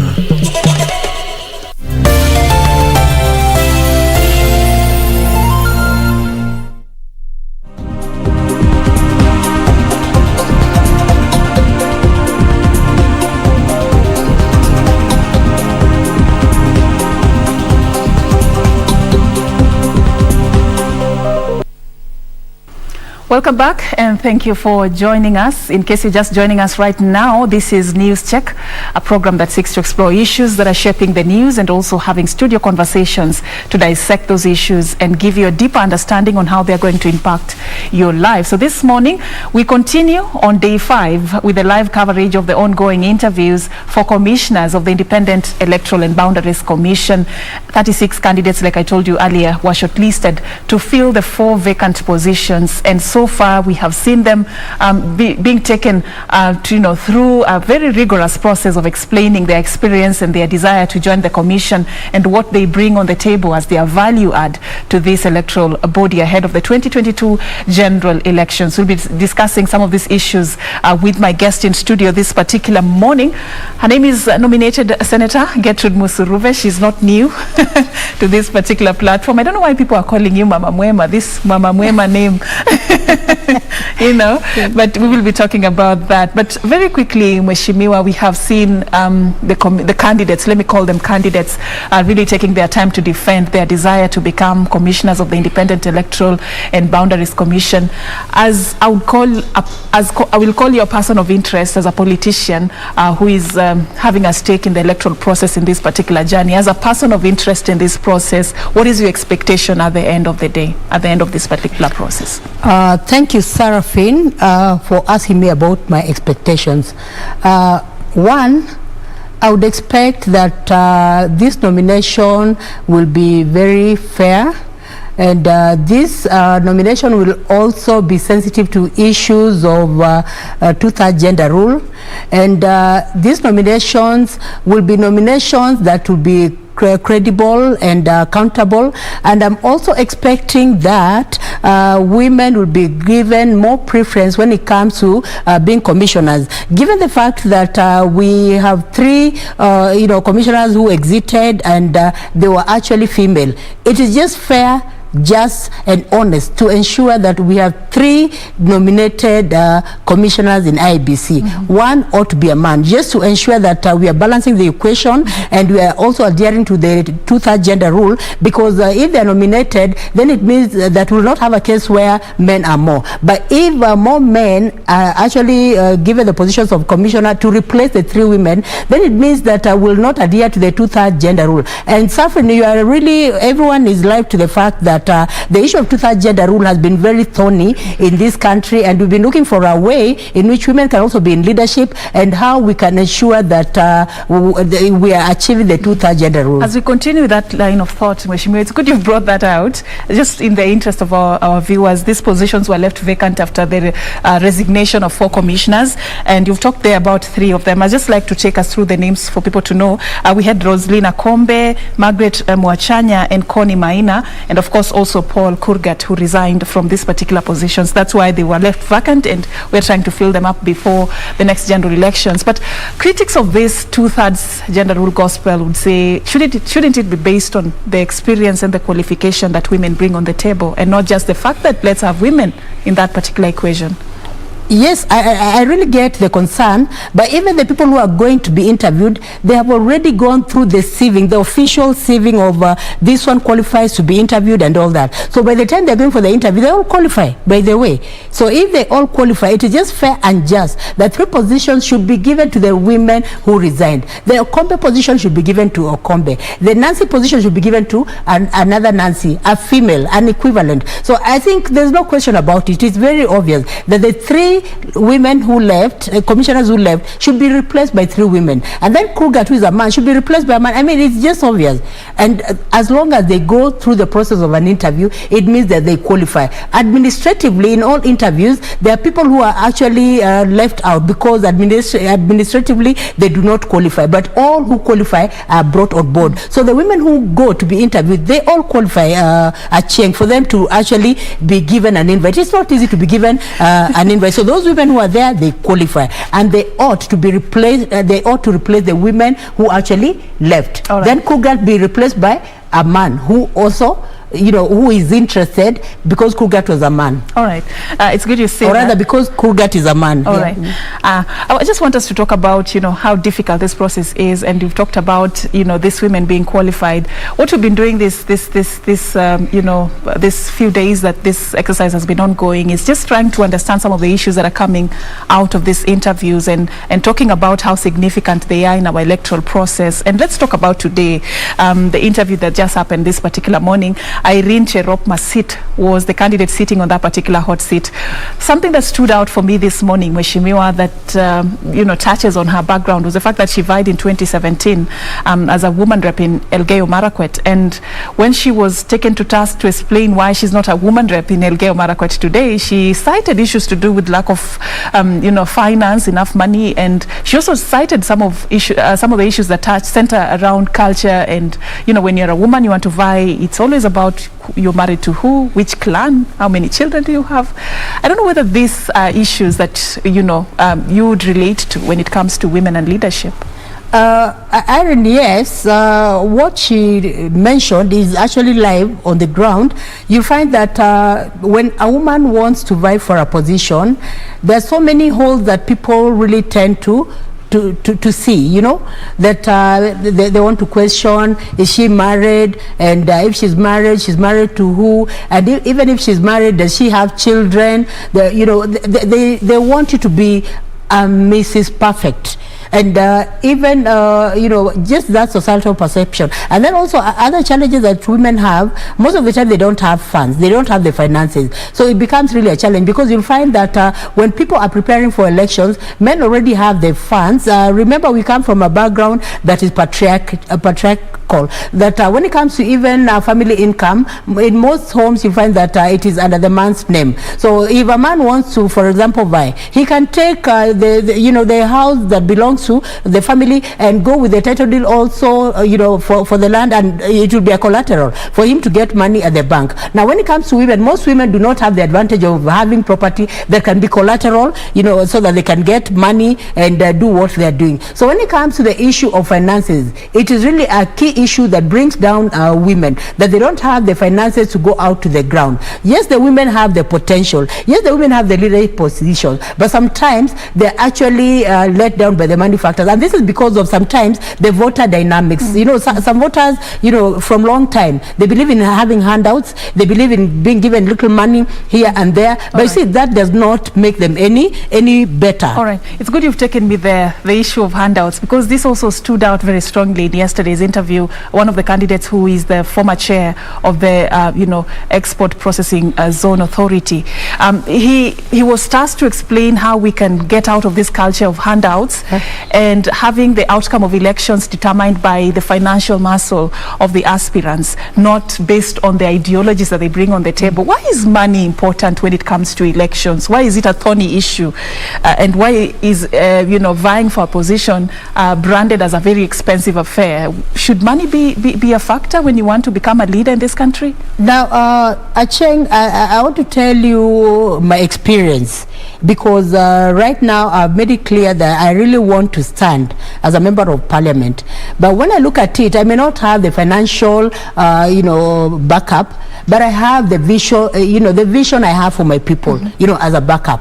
And I want to say that the issue of finances should actually not come on board. People should not, in fact, the voters need to be educated so that they are actually not wood because of money. Most of the time you find some voters are actually wood. They're given some money, sometimes even 500. They sell their birthright of having the right leader, and then once their birthright goes, then that's when they realize they sold their birthright for about 5 years. So the issue of money should not actually come on board, but the vision a leader has for his people. What is it you want for the youths where you come from? What is it you want for women where you come from? What is it you want for persons with disabilities where you come from? So what is it you want about the entire community? What vision do you have for them? And it should be something that is sustainable, because money is not sustainable. People can even be swayed to get money, but tomorrow they will not change their their socio-economic status. They'll still remain they'll still remain in the same status. What do you think is the problem for it to warrant somebody to use your term, sell their constitutional right to vote? Is it the person who is at fault, or this politician? Who is to blame in this equation? Have we left our society to be so vulnerable to the extent that a mere 50 bob would make me sell my constitutional right? Where do you think this is coming from? Where the problem comes from is lack of awareness also from our voters. They need to know that when they're electing someone, they should be, because it is their right. You know, when you look at Article 1 of the Constitution, we have the sovereignty of the people of this country. They have the sovereign power in their hands. They can decide to exercise it maybe individually, or they can also exercise it through the elected people. So you see, they have all the rights. So I think there is need for civic education so that the common man is aware that they have the right to choose the leaders, and the decision they make will affect them in totality for the next 5 years, for the next 10 years, and all that. So there is need for civic education. Most people do not have the civic education, so they miss out on it, and this is core when it comes to elections. And that is why many people, you know, are bought easily. Many people are swayed with money. But what I want to say, if people want money, let people have money. Wakileta pesa mukule, lakini go for your right, because you have a right constitutionally. You have a right constitutionally. And I'm saying like that because you find that there are some leaders who may not even be capable, but they have the financial muscles. They just know, I'll just go, nitamwaga pesa hapa, nikisha mwaga, watanipatia kura. Wakinipatia kura, tosha, they'll not be seen on the ground. So people need to be actually trained. They need to go through civic education. Youths need to go through civic education. PWDs need to go through civic education. Women also, who are very genuine voters, need to go through civic education so that they know that they have power in their hands and they have a right to choose whoever they want. And then they need also to be educated, to be told that whoever you choose will determine whether you'll be economically empowered or you'll still remain at the same status, so that they're not with money. And you see, sometimes women are easily cheated because they're the homemakers. Most of the time they are not empowered economically, but maybe they cannot bring food on the table. So if somebody just brings sugar, they say, oh, nimekunywa sukari ya fulani, mimi nitampatia kura yangu, mimi nitampatia kura yangu. You see, so they end up you make a decision based on that tangible. Yes, so they make their decision based on the sugar, or maybe the 100 shillings they've been given. But you know, with civic education, you can take them through. After taking them through, you just tell them, if a politician comes with money, kula hiyo pesa ni yako, but sio yake, lakini kura patia fulani. Yule ataleta nini? Mabadiliko. All right. So you touched on something that I am really curious to understand. From nominated senator to member of parliament, this is from a nominated position to an elective position, and we are talking about issues to do with the financial muscle becoming a challenge. There's also the stigma that surrounds women leadership in the society. The other time we've been having this conversation with you, you've also been citing challenges as a person with disability trying to get into these leadership positions also. What are you doing between now and that particular time on the election day that will make this journey different for you? Now, Seraphine, that is a good question to ask. One, I've been given a nominative position, which I really thank God for, because it is a platform for people to see what I'm able to do, for people to see beyond the crutches, because I would like to see, I would like people to see what I'm able to deliver, rather than seeing the crutches. And I've been able to actually, change the narrative that when you're a person with a disability, it does not mean that you are in a pity paradigm. If you're a leader, you cannot be elected. So I've been able to do this even by my works in parliament, that even when it comes to parliament, I was the best rated last year when it comes to debating on people, issues that affect mwananchi. I was among the top 5. For female, we were 2 best rated, myself and Senator Faria. Now, congratulations on that. Thank you. And then in the other year, 2019, I was the best overall in issues education. So that already changes the narrative that when someone with a disability is nominated, she's able to perform, is able also to perform. So that narrative, those with ears, those with eyes can see the works I do in parliament. And even when it comes to legislation, even when it comes to coming up with bills, even when it comes to statements and all that, so that narrative I've already changed. Now, on the ground, what I'm doing and what I've already started doing is to get the buying of the people in my constituency, for them not to see the crutches but to see what I'm doing. From the time I was nominated, even though I do not have the kit, even though I do not have the financial muscle, I've been using my own resources to give back to the society, just to do good, just to do good, to ensure that I'm educating those I'm able to educate using my own resources. In some schools I've just taken children a whole year. Some of them have taken 3 years educating. Even right now, as Form 1s go, the Form 1s are getting in. I've already taken 4 slots. 4 children that I want to educate with my own resources. Where I come from, I've already been able to influence that electricity is also there. From the time, even during the colonial eras, there was no electricity in that area. But because of knocking from one office to another, I've been able to use the platform of nomination to ensure that there's electricity in my area. Now, apart from that, I've been able to influence, where I also come from, the road that was really damn bad. I've been able to use the influence to ensure that it has been marramed. So you see that way people now begin saying, oh, there's value in her. And that is why, by the way, I remember, Seraphine, there's a time you asked me, what seat are you vying for? I did not give you an answer. But there has been a lot of push from the ground that Musuruve, you are doing very well in Parliament. Musuruve, we've had you. Musuruve, even internationally, you are had. We want you to go for this seat. All right. Actually, the push I have is from people. It has not been my initiative. All right. Mheshimiwa, I just want to understand, and that is why, they call me Mama Mwema. It came from people. Okay, yes. Okay. Because I was wondering, this Mama Mwema, the last time I was with you here, you were Mama Mwema, but... It came from the people that they said, unatenda wema, umeleta stima, unatenda wema, umeleta barabara, unatenda wema, unasomesha watoto. So that name came from them, and they've been pushing me, Musuruve, we now want you to go for this seat because we see you on TV, we hear your works, but hausemi msimamo, unataka aje na tunataka useme tukupatie kiti. All right. Mheshimiwa, just taking you back a little bit, Irene, when she was being interviewed this morning and she was talking about this particular issue, she sort of brought something on the table and was saying that, one of the biggest challenge in this women leadership journey is the fact that there are seats that are reserved for women, and when you want to negotiate for an elective position, you're told you go for those ones that are reserved for women already. These ones leave for us to decide who will take them up. Is it a really big problem? And also, as you answer that, also tell me why come from a nominated position to an elective position? What inspired that? It's a murky, competitive political terrain that you're getting into right now to really prove that you can lead the people of your constituency. How are you planning to sustain that energy in that competitive environment from a nominated position to now an elective one?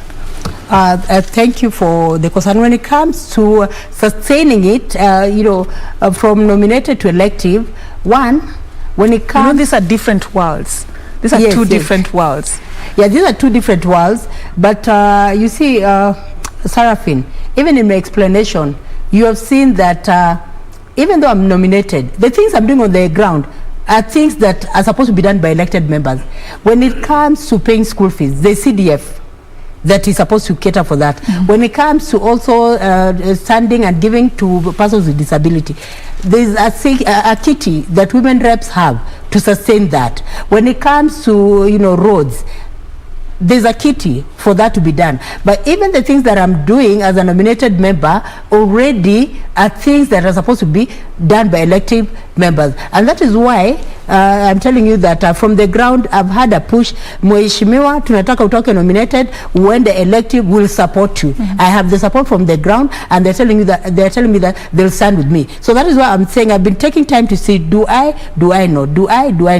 But there have been delegations coming to my home. Anytime I go to Lugari, they tell me tunataka uchukue ikiti, lakini lazima utupatie sauti ya kuzungumza sababu yako. Sababu unatenda mema, hii barabara umetengeneza, sitima umeleta, watoto unasomesha, you are standing with even the matatu industry, the boda industry. Vijana waliniambia tunakupatia ikiti.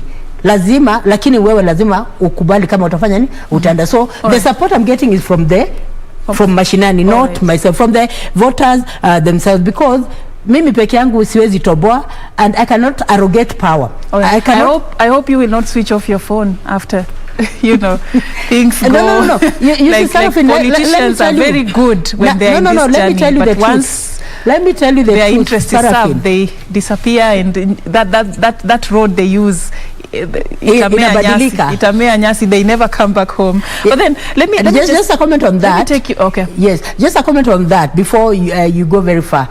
since the time I was given nominated position, I've never disappeared. My phone has never been off. I've been on the ground. I've been in churches. I never changed my church, by the way. I'm a Quaker, yes, by origin. I've continued to go to the Quaker church. I've continued to embrace the churches around my place. In fact, what I've been doing, I've been supporting them. Like when it comes to building, Mashinani, I take myself there. And they just wonder, this Moshimo is so different. She comes, and you know, when I go to church, I don't announce, now Msuruve is going to church, Msuruve is going to church. You know, it's just that I go like any other person. I just tell them, mimi ni msichana wenyu. The fact that iko ni does not make me any different. So when it comes to churches, I go. Kama ni sadaka nitapeana, kama ni kusupport in whatever form, even fundraising, I do. So I have not really isolated myself because I belong to people and my life is about people. By the way, Sarafin, let me tell you, my life is about others. It has nothing to do with myself. So I have never isolated myself with people, and it is not in my character, because I know that I have a purpose to support people in this world, to support people in Kenya, to stand with women. Get to know what problems they have. See how you can support. I have never, and my doors are always open. Even Mashinani, you'll find even border people coming to tell me, Mama Mwema tumekuja kwako kusalimia. You know, they just come. You'll find also women, even women who have children with disabilities. They knock on my door to just tell me, Senator, tumekuja kusaidia. So what I'm saying ideally is that people have insisted I need to go for that seat so that I can stand with them. And I know the lacuna in the ground, on the ground. I know it. It is just on my fingertips. And my lifestyle has not changed. My hair has not changed. My hairstyle is still ile ilikuwa Mashinani. Na ndio hiyo hiyo. Allow me now to move this forward. And you know, just you've really taken us through your vision and your mission for people of Lugari constituency. And earlier, when I just asked you this question that you're responding to, you know, I talked of what one of the candidates brought on the table with regards to seats that are reserved for women and those that are left out for anybody to vie. And most of the time there's been a bias when negotiating for these seats, and women are told you have your own seats to you know, you can take up those ones and let these other ones for us to decide who is to take them up. Do you think women have really delivered on the seats that they were given, first of all, to sort of address this 2/3 gender rule problem, to justify why the society should believe more in women leadership? Do you think they have done the seats justice? Yes, women have delivered. And women have delivered. And when you're talking about women, I think it is also not in good taste to just talk about women generally. Just as much as you're saying that men are doing this, it's not possible, it's not fair to talk about men generally. Because when it comes to delivery, it has to do with individuals. You've been given this seat. What have you done as an individual, as an individual leader? So we cannot bracket all the leaders together. Just like the way you asked me about what have you done as a nominated senator. I cannot talk for all of them, but I can talk about myself and say, I'm nominated senator. I was given this seat by ODM, courtesy ODM, and my party leader, Baba Raila Amolo Odinga, believed in me. And so, as a result of that, I've been able to do this, that, and that. But generally, what I can say is that when it comes to elected to the positions women have been given, they have actually delivered, because naturally, women have their heart for children. Women have their heart for family, for society, and all that. And when you're talking about even the 47 counties, we have people, families living there. Okay. And naturally, women, even women's money, Sarafin, I will tell you for free. And I know, I can see with the ring. The money you get goes back to your family. You know, for a woman, it is so clear where our money goes. You know, anytime you earn, you think of my children, nataka kumnunulia nguo, nataka kufanya hii, nilipe school fees. Fair enough, money for women goes to women. Same to leaders also, women leaders. The money they get, it goes to children, families, people with disabilities, and the entire society. But individual leaders, not the whole umbrella. Okay, we are talking about individual leaders, but generally, ideally, that is how it is for women. They have a heart for families and society. Unfortunately, that's the much time we had, and we're just about to go back to, you know, the live coverage on the IEBC interviews. I just want to give you a chance for your word, your final word on this, and this will relate with what is going on the IEBC interviews. The issue of independence of this particular commission has come out very strongly in most of these interviews. The candidates who are asked what their strategy would be to ensure that they support IEBC to maintain and sustain its independence. I want you to also add your thoughts in that particular subject, and this also relates with funding. When we leave IEBC vulnerable with no resources, with no enough money to run their affairs, we leave them vulnerable to being supported with people who may even at some moments want to take advantage of the commission to advance the agenda. How do we stop this from happening? How do we make sure that the narrative begins changing and IEBC can actually remain independent? Now, to make my humble thoughts, if we really want IEBC to be impartial, if we really want IEBC to be neutral, if we really want IEBC to actually do what it's supposed to do in a democratic manner, it needs to be given sufficient money to run its activities. Because if it is not given sufficient money, if it's not allocated enough money, and it is just left like that, it can easily be corrupted. Because there are people with money who can easily maybe buy individuals. But then to protect IEBC from such eventualities, then money should be allocated, enough money should be allocated to go to IEBC from the beginning up to the end of the process. But if it is just left like that, people can arrogate power to themselves. People can arrogate positions to themselves. And that is not what we want, because in a democratic society that is fair and just, then the IEBC needs to be sponsored sufficiently, needs to have sufficient money that will help them conduct the process in a fair and democratic manner. Thank you so much, Mheshimiwa, for creating time for us this particular morning. That is nominated Senator Gertrude Musuruve here sharing with us her insights on the ongoing process of selecting the commissioners for the Independent Electoral and Boundaries Commission on issues emanating from some of the candidates who were defending their interest to join the commission. There are women and leadership standing out very strongly. We now want to go back to the live coverage of this particular process. It's happening at the Kenyatta International Convention Center. We'll be doing this for a better part of the day. Keep it KBC Channel 1. My name is Afin Achieng Oma. Thank you for watching. Our sign language interpreter has been Lucy Mwaura. Don't hesitate to ask them.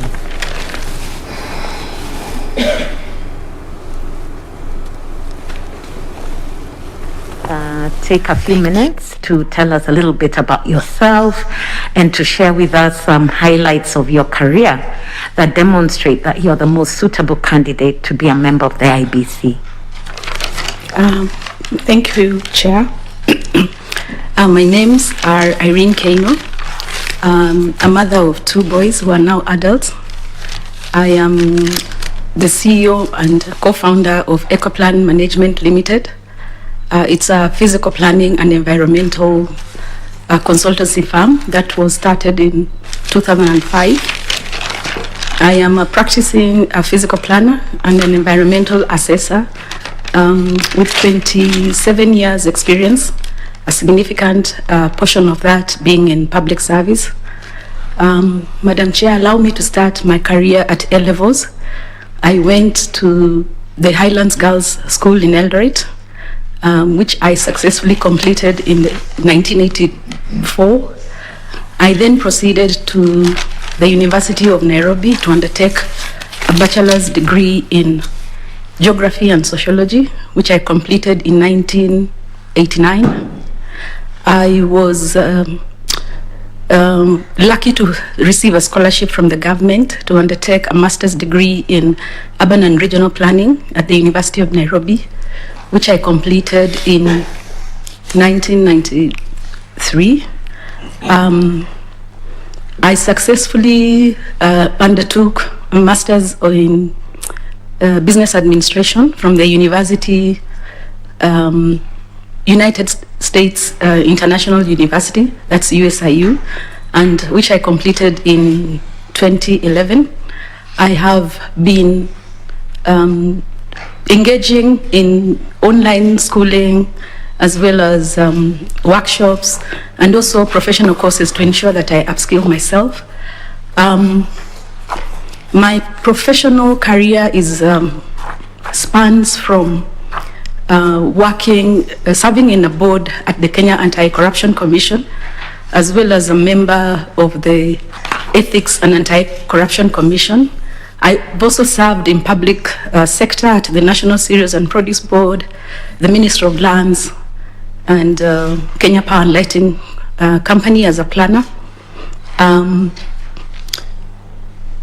would like to emphasize the skills that I bring to this panel. As if you look at the boundary delimitation, it's provided within the law, and it's a mandate also for the Commission. As a geographer, I understand geographical features, what they are, what will determine in terms of creating a boundary. Also, as a sociologist, the issues of social and communal ties of a community are easy to me in terms of interpretation. For example, having a community that has similar communal ties, I think as a commissioner would ensure that we take care of not separating those kind of communities. Those kind of communities are, for example, the small ones, maybe the James or the Ogeps. So as we are doing the boundary exercise, those are some of the things we take back in our mind. Of course, as a member of the Commission, I would ensure that there is a policy. I'm not very sure if there's a policy on boundaries delimitation. I didn't see one, apart from the law, which precisely states the formula, the intervals, and the variation. Added to that, my skills in GIS as a planner, I would want to use them in terms of, for example, the geodatabase that exists. I know they have one. Trying to ensure that we continuously update it, especially as we are going to the next review in June 2024. Using GIS, it's a software that creates maps, manipulates maps, and also provides a storage. I work for the county governments in terms of developing spatial plans. We create or establish GIS labs for the counties. So in this respect, trying to ensure that all the database, the shape files are well stored, I would recommend that they have a GIS lab. Going further in terms of GIS, drawing, if for example, IEBC is planning to conduct an election, the GIS can actually draw a map of the violence or hotspots. In that respect, you're able to plan. You're not able to waste resources. You're able to then, and it is illustrative. On a map, you're seeing it visually. So you're able to actually deploy security and not waste too much money in terms of sending or even locating polling stations. I would see that being used quite well in terms of efficiency and also reducing too much wastage of time and resources. My career at Kenya Anti-Corruption Commission and the Ethics and Anti-Corruption Commission exposed me to the governance space where roles and responsibilities of members and secretariat and the vetting, because I was also involved in the vetting, also instrumental in developing of the vetting tool that we are using today.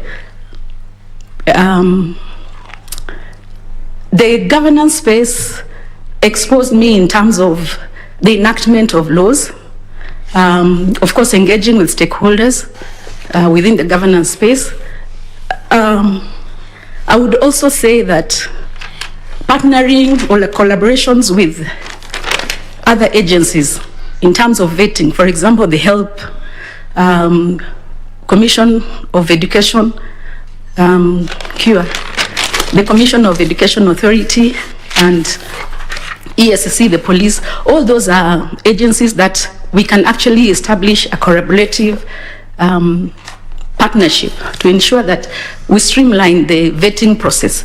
Also, in that same sense, I don't know if they have a policy on vetting, so that I would be able to come in and provide that. Another avenue in terms of the corporate space is to partner with ESCC on conducting a system audit. They actually give that service for free. The system audit kind of identifies gaps and loopholes within the systems of the organization and ensure that you actually seal the loopholes. So this is very good in terms of actually minimizing the incidences of risk for the commission. And as a planner and a sociologist, my work entails working within the built environment. And if you look at the aspect of public participation, and also if you derive it also from Article 10, the need to engage the people. So it comes easy to me in terms of conducting a stakeholder engagement plan, or even mapping of the stakeholders, the key stakeholders. Who are they? What is their role? Are they directly interested in the process of the commission? And ensuring that you engage with stakeholders builds confidence and trust. And to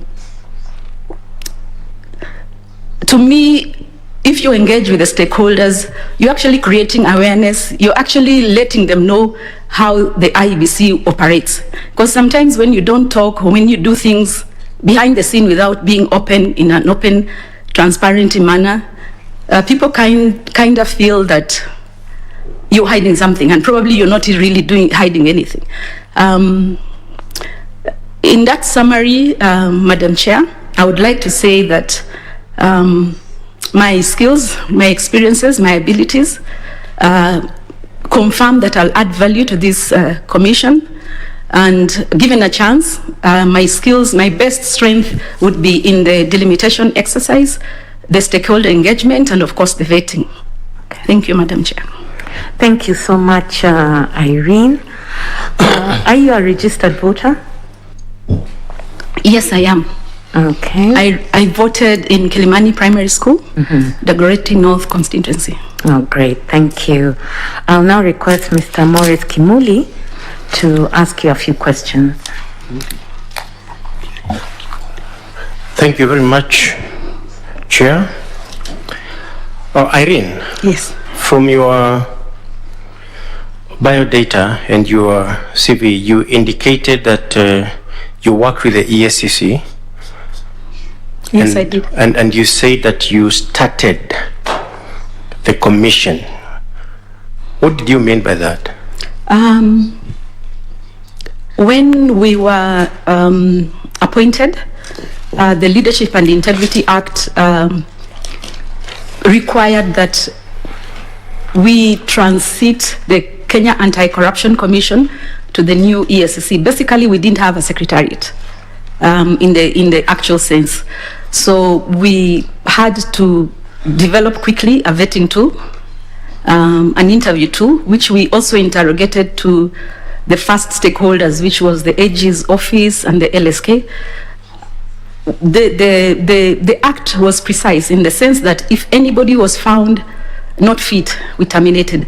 So after going all through that process, we managed to create directorates and a structure. But when you came into the commission, you found people working already. It was a transition. Yes, it was a transition. So there were people working. Yes. They were dealing with corruption. Yes.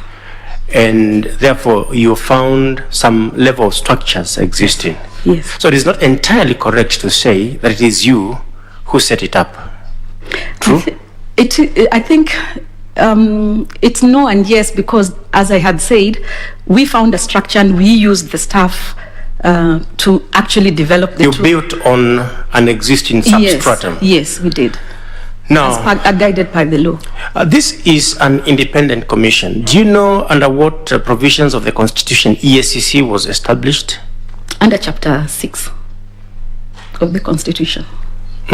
Yes. Now, and also, I think, and also the independent, in Chapter 6 it says they will be a body that will be established according to the laws that will handle anti-corruption, and of course should be also put in place as independent bodies in the Chapter 15 commissions. Okay. Now, EACC is a major stakeholder in the electoral process. You understand that? Yes. What is the entry point, or what is the point of intervention for EACC in the electoral process? The mandate of IEBC is one of the main major mandate is to conduct and supervise elections and referenda. I'm asking, yes, go on. So I was getting it from the broader picture. And one of the mandates of IEBC also is to register candidates. So to me, the role EACC here plays is to ensure the vetting of the candidates is that it's not the only agency that does the vetting. So EACC also plugs in terms of the vetting of the candidates. And of course, there's that tool that candidates sign, and of course they have to answer questions of moral and ethical questions, and also they have to have a commission assigned to it. So meaning you're actually writing things that are not false. Do you believe, seated there, that there are ethical irregularities that are widespread in our electoral process? Do you believe? I do believe in the implementation. Maybe you could explain that question. In the campaign period, or what happens during our elections. Do you believe that there are ethical irregularities? Of course, they are. I do believe. Do you think that EACC, and particularly the time you are there, has done enough to make it very costly for people to engage in these ethical irregularities? If you look at the vetting tool, I think EACC, what can I use, cannot really enforce it. It's a matter of collecting that data and put it in the database, and probably run against the cases if anybody has a case. So in terms of enforcing that tool, it's a bit difficult for EACC. So are you saying that in electoral matters, in terms of dealing with ethical irregularities, EACC as a commission is a toothless bulldog? I wouldn't say that. I think if I came in, those are some of the collaborative partnerships we can have. Remember, I also said that we need also to have collaborations in the vetting of, because I don't think there's a policy in terms of the various agencies that are doing vetting. I have not even come to the Electoral Commission. I'm talking about the time you were a member of EACC, the Ethics and Anti-Corruption Commission. Yes. You were the vice chair. Yes. And at some point in time you acted as a chair. Yes. Now, did you originate any policy on these areas of collaboration to ensure that we do away with this vice that has been so prevalent and recurrent? Yes, because in terms of the policies that we set, even if you look at the education awareness, the creative awareness, because we would actually have forums where we engaged political aspirants, especially even the women. How are they finding it difficult to engage in politics? So to me, I go back in terms of EACC puts policies, tries to create awareness, and also the most, I think, the most. Just allow me, because I get that point. You said that it's very difficult for EACC to enforce. That's why I'm asking whether you did anything to make sure that EACC was not a toothless mongrel backing at a bulldog. No, I think I need to clarify this. It is only on the vetting tool. It's only on the vetting tool where the law was reformed to reduce some of those strengthening of that act. But in the event of carrying out the mandate of investigation, I mean, for corruption, I don't think it's a toothless bull. Now, you said in your CV that one of the credits you take is that when you are at that commission, you assisted in recovery of 4 billion shillings and, a number of parcels of land that had been stolen. Is that so? Yes, maybe the amount, maybe not. I don't know. I can't confirm the amount, but You've gotten it from your records. Yes, according to my records. What we did is to. I just want to confirm. Is that so? I am not very sure because I don't. You're not very sure. Yeah. Let me ask you the other question then. There is the Asset Recovery Agency. Yes. Do you know about it? Yes. What does it do? It's I think at our time it was transferred to the AG's docket and in collaboration with ESCC. So its mandate is to come up with avenues, either mediation. So when we were there, we felt that if we use court processes, they take too long. We incur a lot of money in terms of our budget. But you agree that that agency has done a lot of work in recovering stolen assets? Yes. You agree? Yes. Now, quickly, so that we can finish, you know that under Article 83 of the Constitution, you can be barred from registering as a voter if you have been convicted of an offense in the preceding 5 years. Do you know that? As a voter or as a... As a voter. I'm quoting the Constitution. Are you aware? Repeat the question. You can be barred from registering as a voter if you have been convicted of an electoral offense within the preceding 5 years. Are you aware? No, I was not aware of that. Well, that is the Constitution. Yeah. And effectively then, you cannot run because for you to run, you must be registered as a voter. Yes. Now, I just want to ask you, you are a member of the ESCC. How did you live?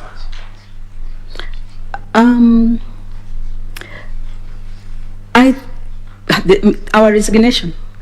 Or how did you live? According to me, I was guided by the Constitution and the law.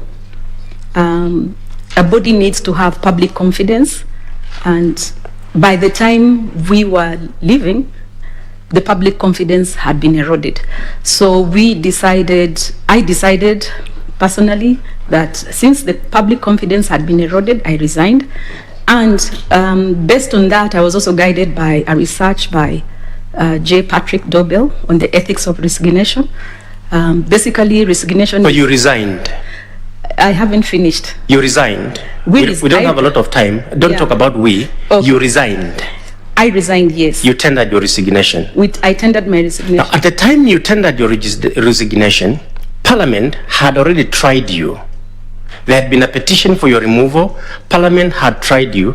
Parliament had recommended to the President for the appointment of a tribunal to remove you.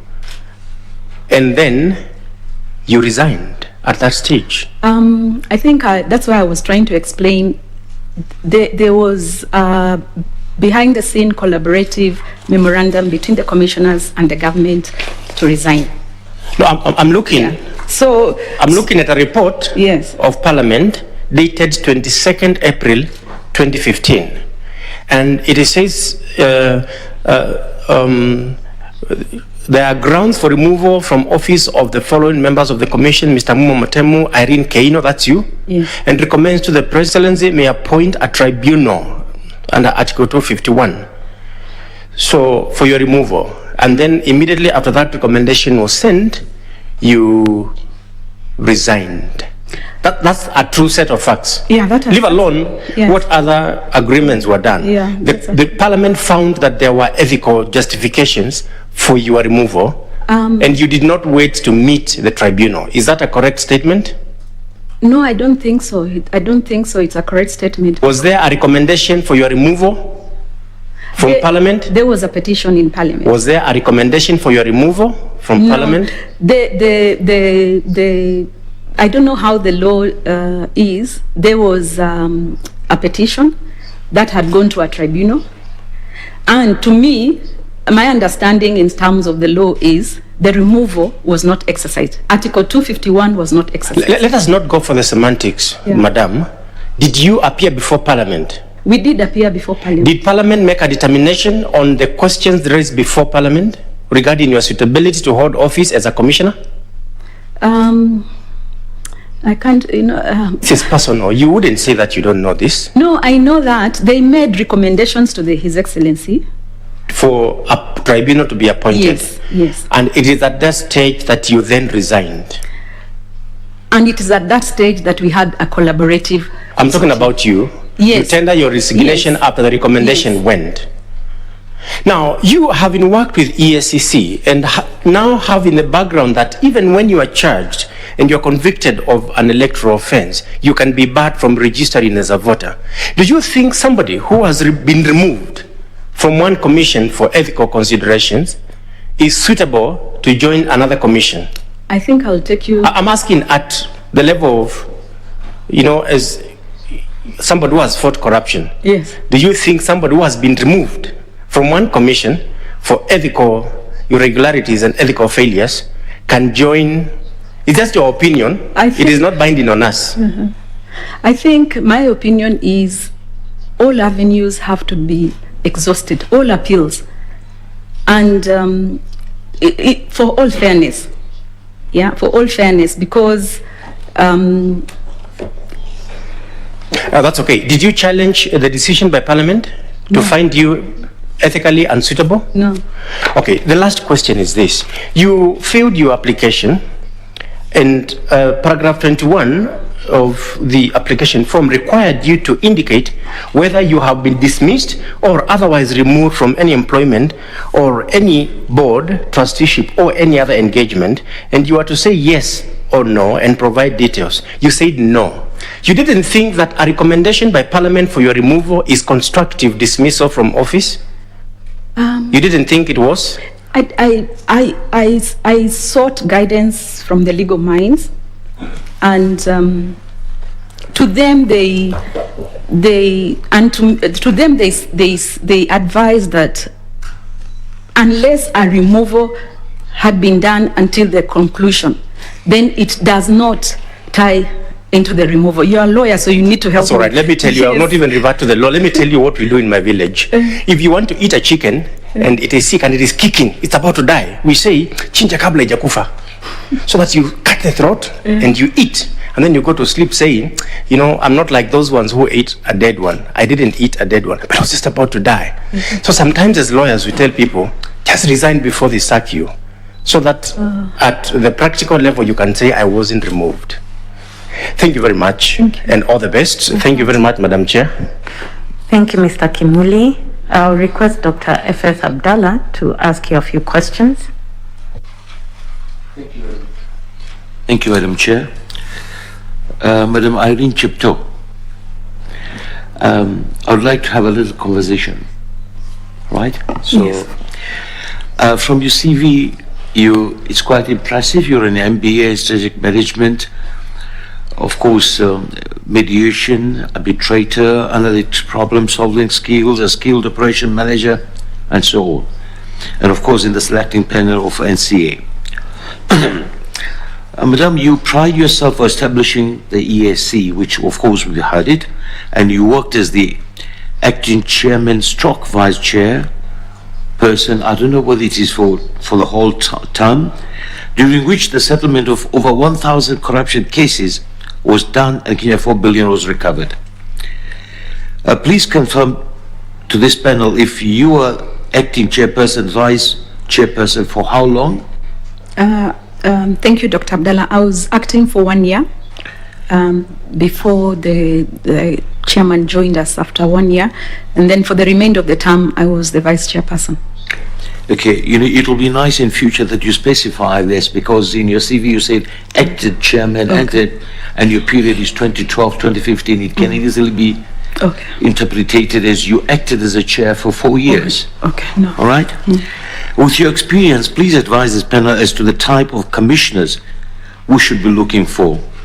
As I'm sure you've been hearing, you've been reading on the various things which of course point the fingers to IBC in their ways of procurement, especially the ballot papers and the election material. I'm not sure I'm getting your answer. Is it, is it the character of the commissioners? Yes, the current IEBC. What could you do, or what should we do as a panel here to identify a person qualified enough? The person qualified enough should be independent. Impartiality is very important in the whole management of elections. Of course, one who respects the rule of law, and of course, I would now go back to Chapter 6 to help me define the characteristics of a good person. That would be... that we know, Irene, thank you, that we know the Chapter 6 of what that person would be, because it's a written document. Okay. I want to pick on your experience. On my experience. Knowing the body IEBC is more or less volatile, like ESC, in terms of the high public interest from the public and the political class. So it should be somebody who is resilient, somebody who is able to make quick judgment, somebody who is able to give leadership, somebody who is a team player, and of course, what I was trying to say is not take the other commissions as lower than, we are all equal. So that impartiality in the kind of person that you're trying to look for, and of course somebody who is willing to learn, because every day we learn new things, and knowing the commission secretariat relationship, somebody who understands the role, the corporate governance structure, what determines the smooth running of those two separate entities. So Irene, do you feel, or are you confident you have those qualities, especially the team player? Because at the moment you hear the secretariat and IBC, those issues in the paper, I'm sure you know about it. Yes. Do you have that quality and leadership quality as a team player to I think I'm for the job? Thank you, Dr. Abdallah. I'm privileged to having worked in ESC in terms of the exposure between the two functions of the chief executive and the commission. Also, experience builds up the knowledge, and I think I am confident in terms of that role. Well, then maybe I need to bring you to the parliamentary debate of 21st April 2015, page number 15, which says the commissioners have accused the secretariat, which has in turn accused the commissioners. I go down. He said this will be no effect on the commission in terms of the work that it is doing, but what we found is that the wrangling, the infighting and lack of guidance was in fact impeding the fight against corruption. Having these commissioners is what will collapse the fight against corruption. These commissioners have to leave for the commission to do its work properly. We found that based on all that evidence, it was important that the House resolve that a tribunal be set up to look at these matters that affect both the chairperson and the vice chairperson, Ms. Irene Cherop. What do you have to say about this? I think differences of opinions occur, and sometimes they're healthy in an institution, but not taking them to the other side, like 360 degrees. We also need to take cognizance of the fact, the turnover rate for either the chief executives and the commission in that commission. I don't know what you want me to say, but I think... No, well, I didn't want you to say anything. I'm just reminding you of what the Parliament talked about. Vis-a-vis your what I've said. Abilities to be a team player and to be a leader. Okay. Right? And from that time, of course, I may have not followed in the court of case. I just wanted to remind you of this. If you had those abilities, this would not be coming. It's very clear what had happened. Anyway, let's go to the next one. You were part, and to start with, I'm not generalizing anything or pointing fingers to individual. I had asked you what type of a commissioner you think this panel should be looking for. Of course, everybody has got, you know, one says you need a religious leader, one says you need to be a lawyer and all that, and I don't think that this can only be a $6 billion man, you know, those series. However, you are part of the team which selected the commissioners in 2011. Of course, whilst I'm not directing any personal blame to you, at that time, the way we're doing it now, we found some qualities in all these people. But the same team, you were part in selecting that IEBC team which was there, and then it was scandalized on the chicken scandal and the ballot papers and all that. How do you feel that at that time, your opinion, yes, these are the right people, but we are human beings, and anything can happen? But I just wanted to hear it, not that you're a horse, but I want to hear it from a horse's mouth. Because we're here sitting as a commission. We are going to choose the people to the best of our knowledge and abilities. But we don't know the people we choose today will be scandalized or will be not what we expected. It has happened to you. Yeah. Please tell us what you feel.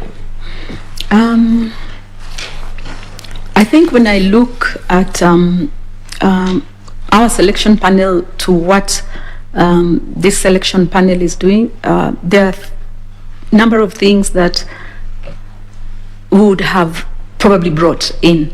But of course, that was almost 8 years, even I can't remember. 8 years, yeah. 10. Yeah, so in terms of, we were coming from the platform of an institution that had very low perception as we were trying to recruit them.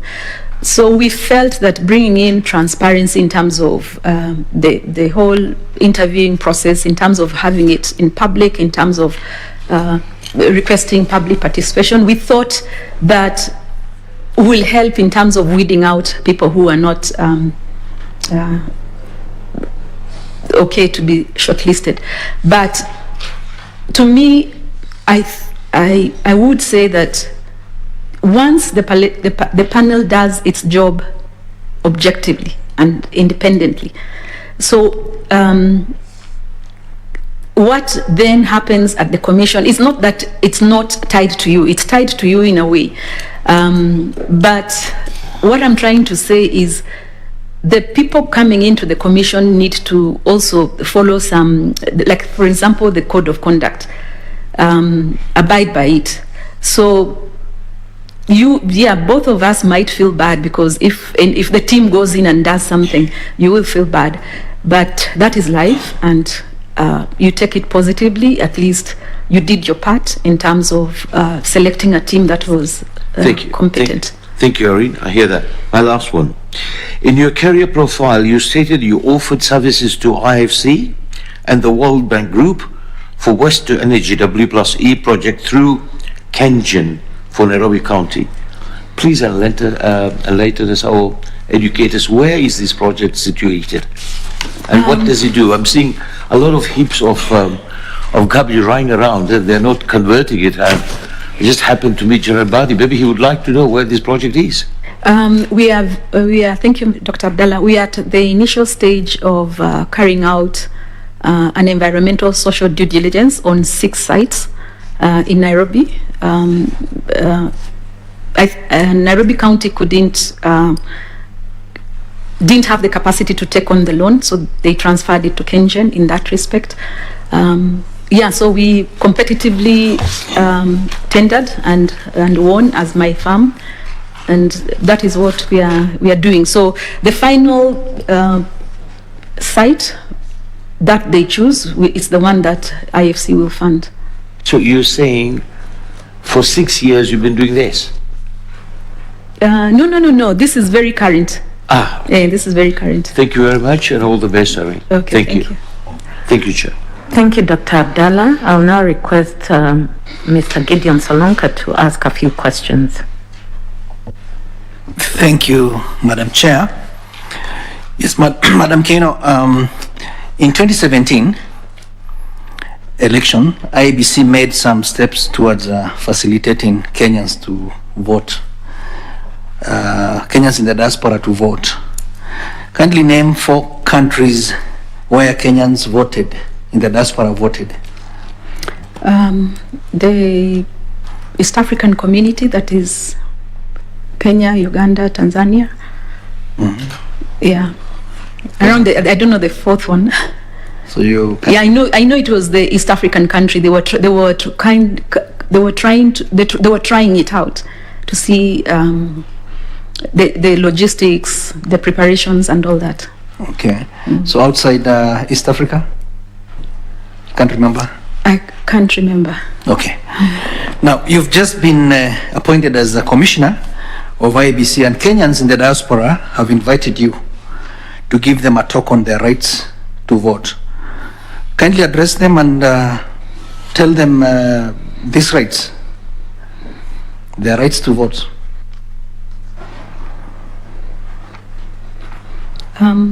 Like a speech or something. Yeah. Okay. Assure them that their rights are anchored under the Constitution and the Elections Act and other laws. Okay. Yes. Good morning, everybody. This is Irene representing the Commission. I've come here with our voter registration person who is going to tell you in detail. For me, it's to open this panel, and of course, just to remind you that for any Kenyan who needs to vote, first you need to be a Kenyan citizen. You need to have been registered and as a voter, and I think you need to have of good sound mind. So we want you to participate in this election, and we also want you to exercise your rights. The essential elements for any election management body is to ensure that we provide the freedom that anybody should exercise their political rights. Of course, noting also that we take great concern on the disabled people. Thank you. Now, you're still there. What are the procedures for registration of voters outside Kenya? You may need to share to that audience. What are the procedures? Not so sure, but I would say the same procedures are the same that are in Kenya.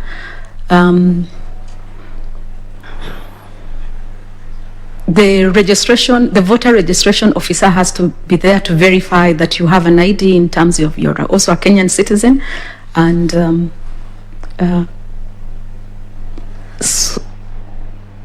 of course, at the point of registering, they have to verify that that ID is there is no duplication within the system, and if that is all okay, then you are allowed to vote and you're given a complimentary slip. I should assume the same happens in the diaspora. So, like, where will they go for that exercise?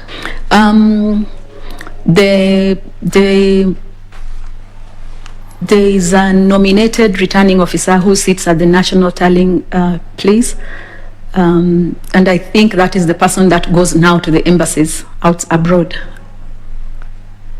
An officer who sits at the tallying?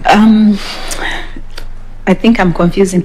And it's because the docket is under the voter registration officer, so it should be him who does that mandate outside with the help of the embassies abroad, outside Kenya. So, who do you think IEBC will use for that exercise? You're talking of people like, for example, Kenyans in the USA, Kenyans in Uganda. So, who is this person that IEBC will you use to do that exercise? I think, if I recollect, it's the IBC appoints the secretary in each of those missions, of course trained, and that is the person also who has the mandate to register the voters. Okay. And what are some of the challenges faced by Kenyans in the diaspora on voting outside Kenya? I would think probably, I'm not so very sure if IEBC, in terms of communicate the right information in terms of reaching out to them and also sensitizing them. I am not very sure about that, but those are some of the issues that would occur if I look at it in terms of, do they communicate at the right time? Do they know the database of all those people who are living outside Kenya? And that now brings in the aspect of, do they have a full database of everybody registered outside Kenya? Okay, thank you. And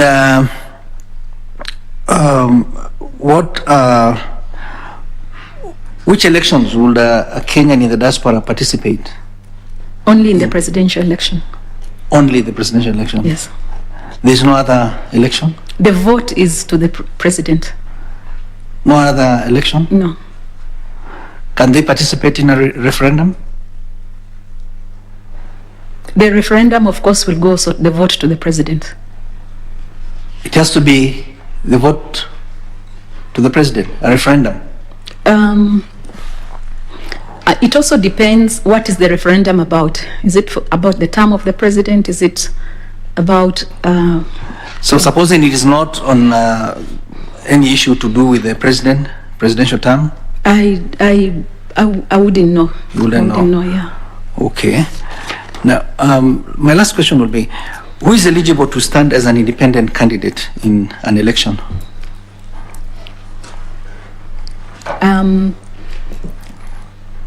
Somebody who meets the education requirements and meets also the Chapter 6 moral and ethical issues.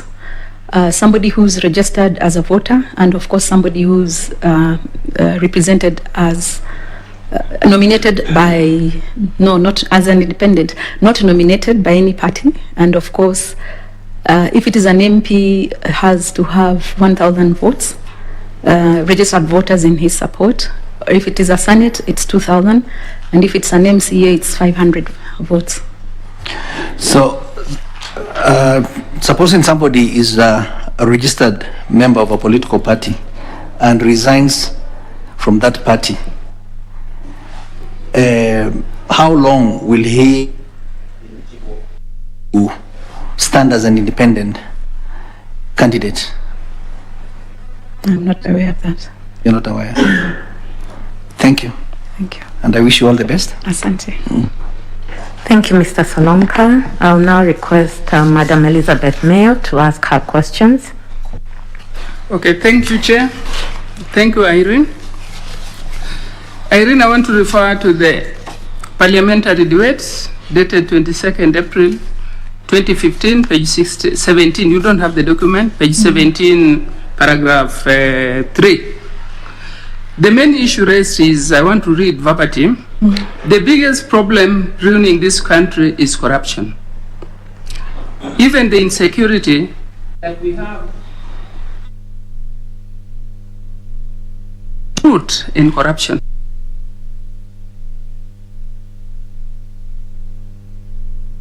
To fight corruption. So if you are appointed as a commissioner in IBC, one of the challenges which has been identified is the challenge of the culture.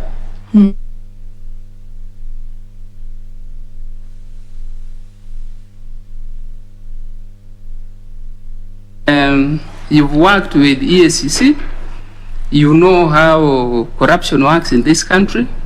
So what do you think can be done to cure this problem of expectation of handouts anywhere a politician goes?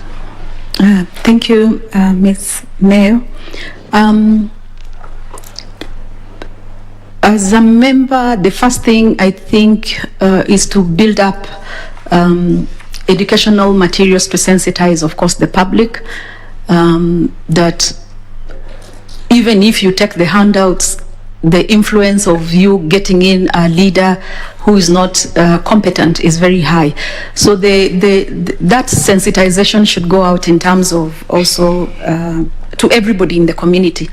Then on the side of the political aspirants, of course, there's a code of conduct that they have to subscribe to, and then right now the chairman has said they're going to use the Campaign Finance Act in terms of ensuring the spend limit and also just the public disclosure of their expenditure of political parties as well as the candidates.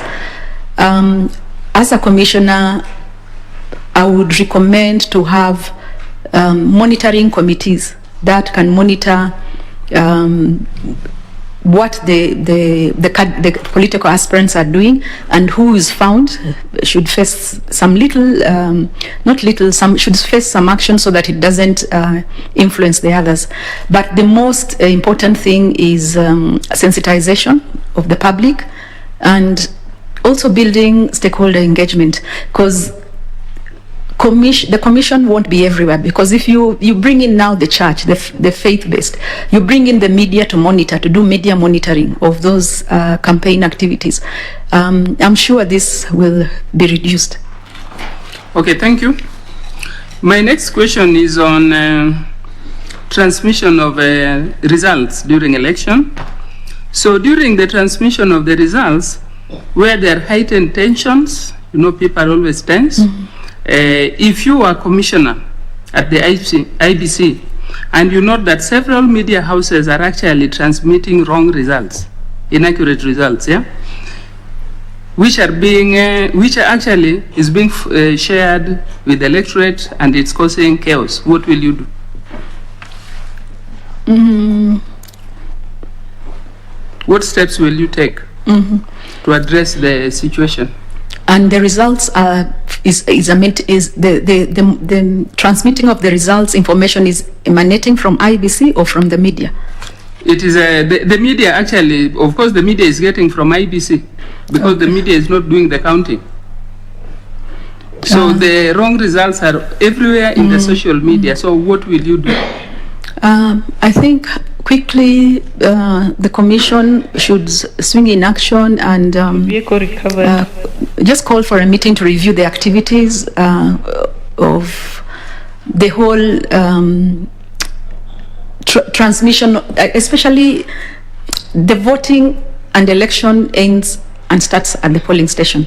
So for the results now it's at the tallying station. So to me it's you call for a meeting and then try to quickly address the areas where the wrong results are coming in. If it is at the constituency tallying office, if it is at the county tallying office, is it at... So you need to actually map up where it's coming from for you to start to see how to address it. And then, of course, you need to effectively communicate. Of course, the buck stops with the commission. You cannot go and say it's the secretariat. No, you need that public face. So to me, we would handle it in, first of all, identifying where the pockets of irregularities are and quickly see how to address and try to see that it doesn't spoil the whole election process, because that tension, the high perception can actually lead into violence, can lead into so many other things. The springboard is quite large. So in your view as a commissioner, what do you think can be the cause of this irregularity? Through my reading, I realized that polling stations, the total number of polling stations are 40,800. ambapo shughuli ya kuwasaili wale ambao wanawania zile nafasi za makamishna wa tume ya IEBC inaendelea pale, na bila shaka anayejitokeza mbele ya tume hiyo ni Irene Cherop ambaye tu anajibu maswali kutoka kwa wale makamishna. Hususan alikuwa amepewa changamoto kueleza kuhusiana na wakati ambapo alikuwa anahudumu katika tume ya IEBC ya EACC ile kuhusiana na swala la ufisadi, na vilevile anaelezwa tu kuhusiana na yale mambo ambayo atatekeleza ikiwa atapata ile nafasi ya kuwa kamishna, na ni vipi ambavyo atakuwa anahakikisha kwamba wananchi wanapata elimu ya kutosha kuhusiana na haki zao wakati wa uchaguzi. Na bila shaka tutakuwa tunaendelea na taarifa hiyo na kupata mengi zaidi, lakini kwa sasa hivi mtazamaji, hapa kwenye Tamrini tunazidi tu kuzungumza kuhusiana na yale ambayo yanaendelea pale katika majengo ya KICC. Leo hii nitakuwa nazungumza naye Milly Lwanga ambaye ni wakili. Tutakuwa tunazungumza kuhusiana na mchakato huu ambao ulianza wiki jana siku ya Jumatano na leo hii umeingia siku ya 5, na bila shaka tutakuwa tunaangazia tu yale ambayo yamezungumziwa, ni kipi ambacho wale makamishna wanatafuta, na bila shaka tutakuwa tunakupa hayo yote kwa kina hapa kwenye Tamrini. Mimi naitwa Nancy Okware, na bila shaka mtazamaji, kabla ya kuingia kwenye mazungumzo yetu leo hii, ningependa tuelekee katika upande wa pili katika mahakama ya Milimani, ambapo leo hii kesi ya kuhusiana na mauaji ya Sharon Otieno imeingia siku ya pili. Na hivyo basi mtazamaji, leo hii kile kilikuwa kinaendelea ni kwamba shahidi wa pili ambaye ni Lilian Saka alikuwa anatoa tu taarifa kuhusiana na jinsi ambavyo yale maeneo ambapo mwili wake marehemu Sharon ulipatikana yalikuwa vipi. Alikuwa anatumia zile picha kuelezea na kuipa tu taswira kamili mahakama kuhusiana na hali ilivyokuwa. Na hivyo basi hebu tuelekee pale mtazamaji, kisha tutarejea hapa kwa mazungumzo. When you went to the scene of crime on the 6th of September 2018, other officers had been to the scene. Yes, my lady. At the time, no photographs, no recording was taken of the scene of crime. Yes, my lady. So when you came to the scene, the body was not in the scene, isn't it? Yes, my lady. The clothes that you have talked about, the jackets, were not at the scene. Yes, my lady, they were not. They had been taken away by other officers. Yes, my lady. And when you visited, you were accompanied by other detectives. Yes, my lady. Were they part of the investigating team of this case? My lady, the officers were first responders to the crime scene. So they were not part of the investigating team. Were they or they were not? They were the initial investigating officers before handing over to the homicide team, my lady. So there will be handover reports from these first responders to the investigators of this crime. There would be handover notes of anything of significance. My lady, I wouldn't know. That would be answered by the investigating officer, my lady. Very well. I'm interested in two things in your photographs. Photograph number 17, you said it was a shoe impression, correct? Yes, my lady. Now, this shoe impression you are dealing with on the 6th of September. Is it a shoe impression left by the police officers or left by the perpetrators of the crime, or you do not know? I wouldn't know, my lady. You wouldn't know. But do you agree with me that a good investigator will be interested in that shoe impression? Yes, my lady. He would be interested. And a good investigator will take a cast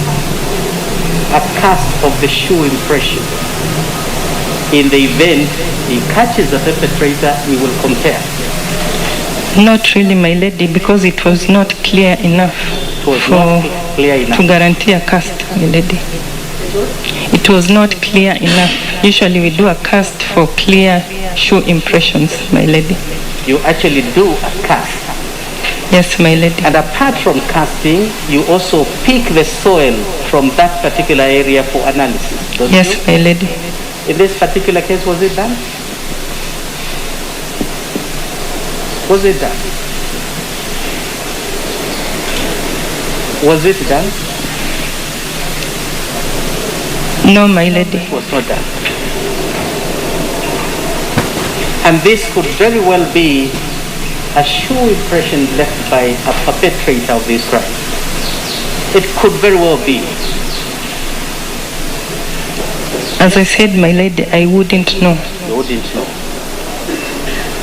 But that possibility was not eliminated. Yes? Yes, my lady. That's why I documented it. Yes.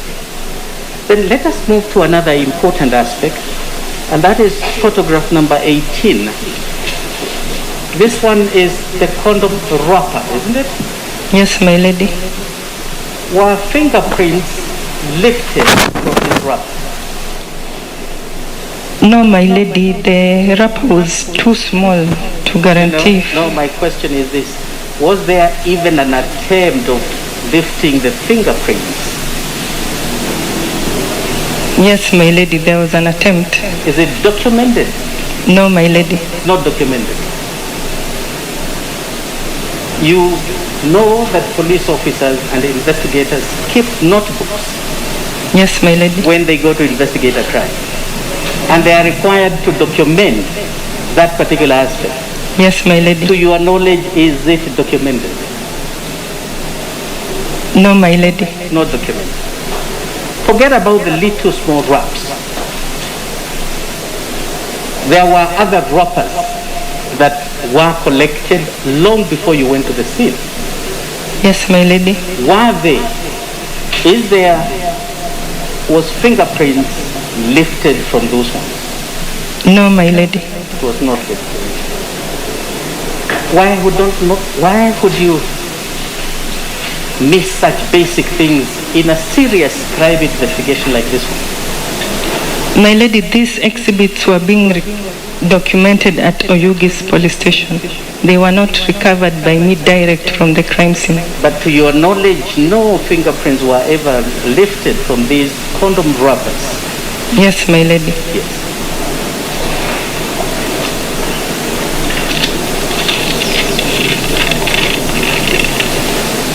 Let me now go to something to do with Grat Hotel, where you found CCTV cameras. In total, how many CCTV cameras? They were documented from number 6 to 21, my lady. So would that mean the cameras are about 15 cameras or so? Yes, my lady. How many? 15 cameras. 15. You went there in company of other detectives, correct? Yes, my lady. Did they seek to retrieve the CCTV footage of the material date? I wouldn't know, my lady. No, you were present with them. You are working with them as a team. In your presence, did they seek to retrieve the CCTV footage? My lady, that question would best be answered by the investigating officer, because there is the one who retrieved, then he's the one to submit. Lillian, let me ask you this. Let me ask you this. At any time, did you part company with the other officers who accompanied you at Dhaka Hotel?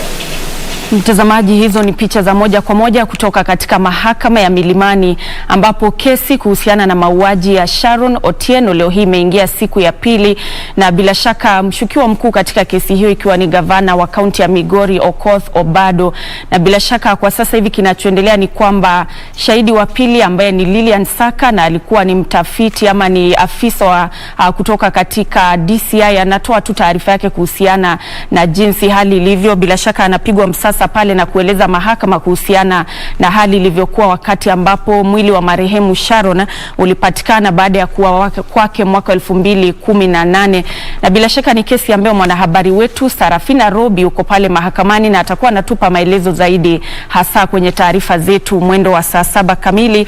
Lakini hata hivyo tukirejea hapa kwenye studio, mtazamaji, hapo awali kumbuka ya kwamba kuna ile shughuli ya kuwasaili makamishna wa tume ya IEBC ambayo leo hii imeingia siku ya 5, na bila shaka aliyekuwa amefika mbele ya tume hiyo ni Irene Cherop ambaye tu alikuwa anajieleza kuhusiana na ni kipi ambacho kinamfanya ahisi ya kwamba anastahili zaidi kupata nafasi ile, na ni mjadala ambao tutakuwa tunazungumza naye Mili Lwanga ambaye ni wakili hapa kwenye studio kuhusiana na mchakato huu mzima wa kutafuta wale makamishna wa IEBC. Karibu sana Mili kwenye studio zetu leo hii. Asante sana. Pengine tunapoanza tu kuzungumza kuhusiana na huu mchakato wa kutafuta makamishna wa IEBC, wengi watajiuliza kuna wale wapi ambao wanatafutwa ambao ni 4 na kuna wale ambao wamesalia pale. Pengine kuna wale ambao walikuwa wanatarajia kwamba tume nzima ya kwamba ingevunjwa. Je, kauli yako ni ipi kuhusiana na hili swala la kuchukua wale makamishna wa kitambo na kuwachanganya na wale wapya? Nafikiri shida ambayo tutakuwa nayo kama Wakenya inaanzia hapo.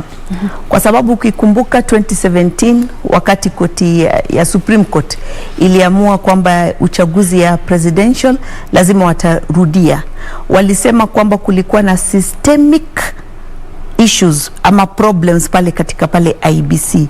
Wakasema zile shida ambaye zinapatikana pale IEBC ambaye ilifanya wakasema kwamba hiyo uchaguzi itupiliwe mbali alafu warudie tena, ilikuwa kwa sababu ya zile changamoto ambaye zilipatikana katika zile processes na wale watu ambaye pia walikuwa pale.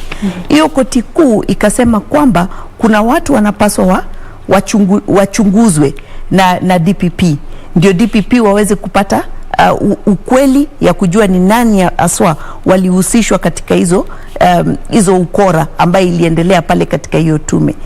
Sasa hiyo tume mpaka leo tunajua kwamba bado ni wale ambaye walikuwa pale wakati wa 2017, ndio acting executive officer, chief executive officer alikuwa pale ndani. Tunajua yule mpya amekuja tu ni yule head of legal ambaye amekuja kutoka nje, ndio wali recruit tangu 2017. Tunajua wale commissioner watatu walikuwa pale 2017 bado wako pale, na hao 4 watakuja, na tumesikia wa commissioner watatu wakizungumza wakisema kwamba tayari wanaendelea na kazi na vitu ziko shwari na wako ready. Hao wengine wakikuja watakuja waingie tu katika ile orodha ambayo wamepanga ya kutayarisha mambo ya uchaguzi ya mwaka ambaye inakuja. So ukisema kwamba ama ukiweka tegemeo kubwa sana katika hao commissioner 4 ambaye watakuja, ingawa ni 4 na ni zaidi ya wale watatu ambaye wako pale ndani, so ikiwa wataingia 4 wanaweza kuwa na nguvu zaidi ya wale watatu ambaye walikuwa pale ndani. Lakini kumbuka hawa 4 labda ni watu wajuani, kwa sababu ni watu wanaingia, ni watu wapya, sio watu ambaye walikuwa pale, ama sio watu ambaye wanatolewa kwa tume ingine walete katika hii tume ama kwa ofisi ingine. Ni watu wanatoka professions mbalimbali, wanatoka sehemu mbalimbali ya Kenya, so sio lazima kwamba wanajuana.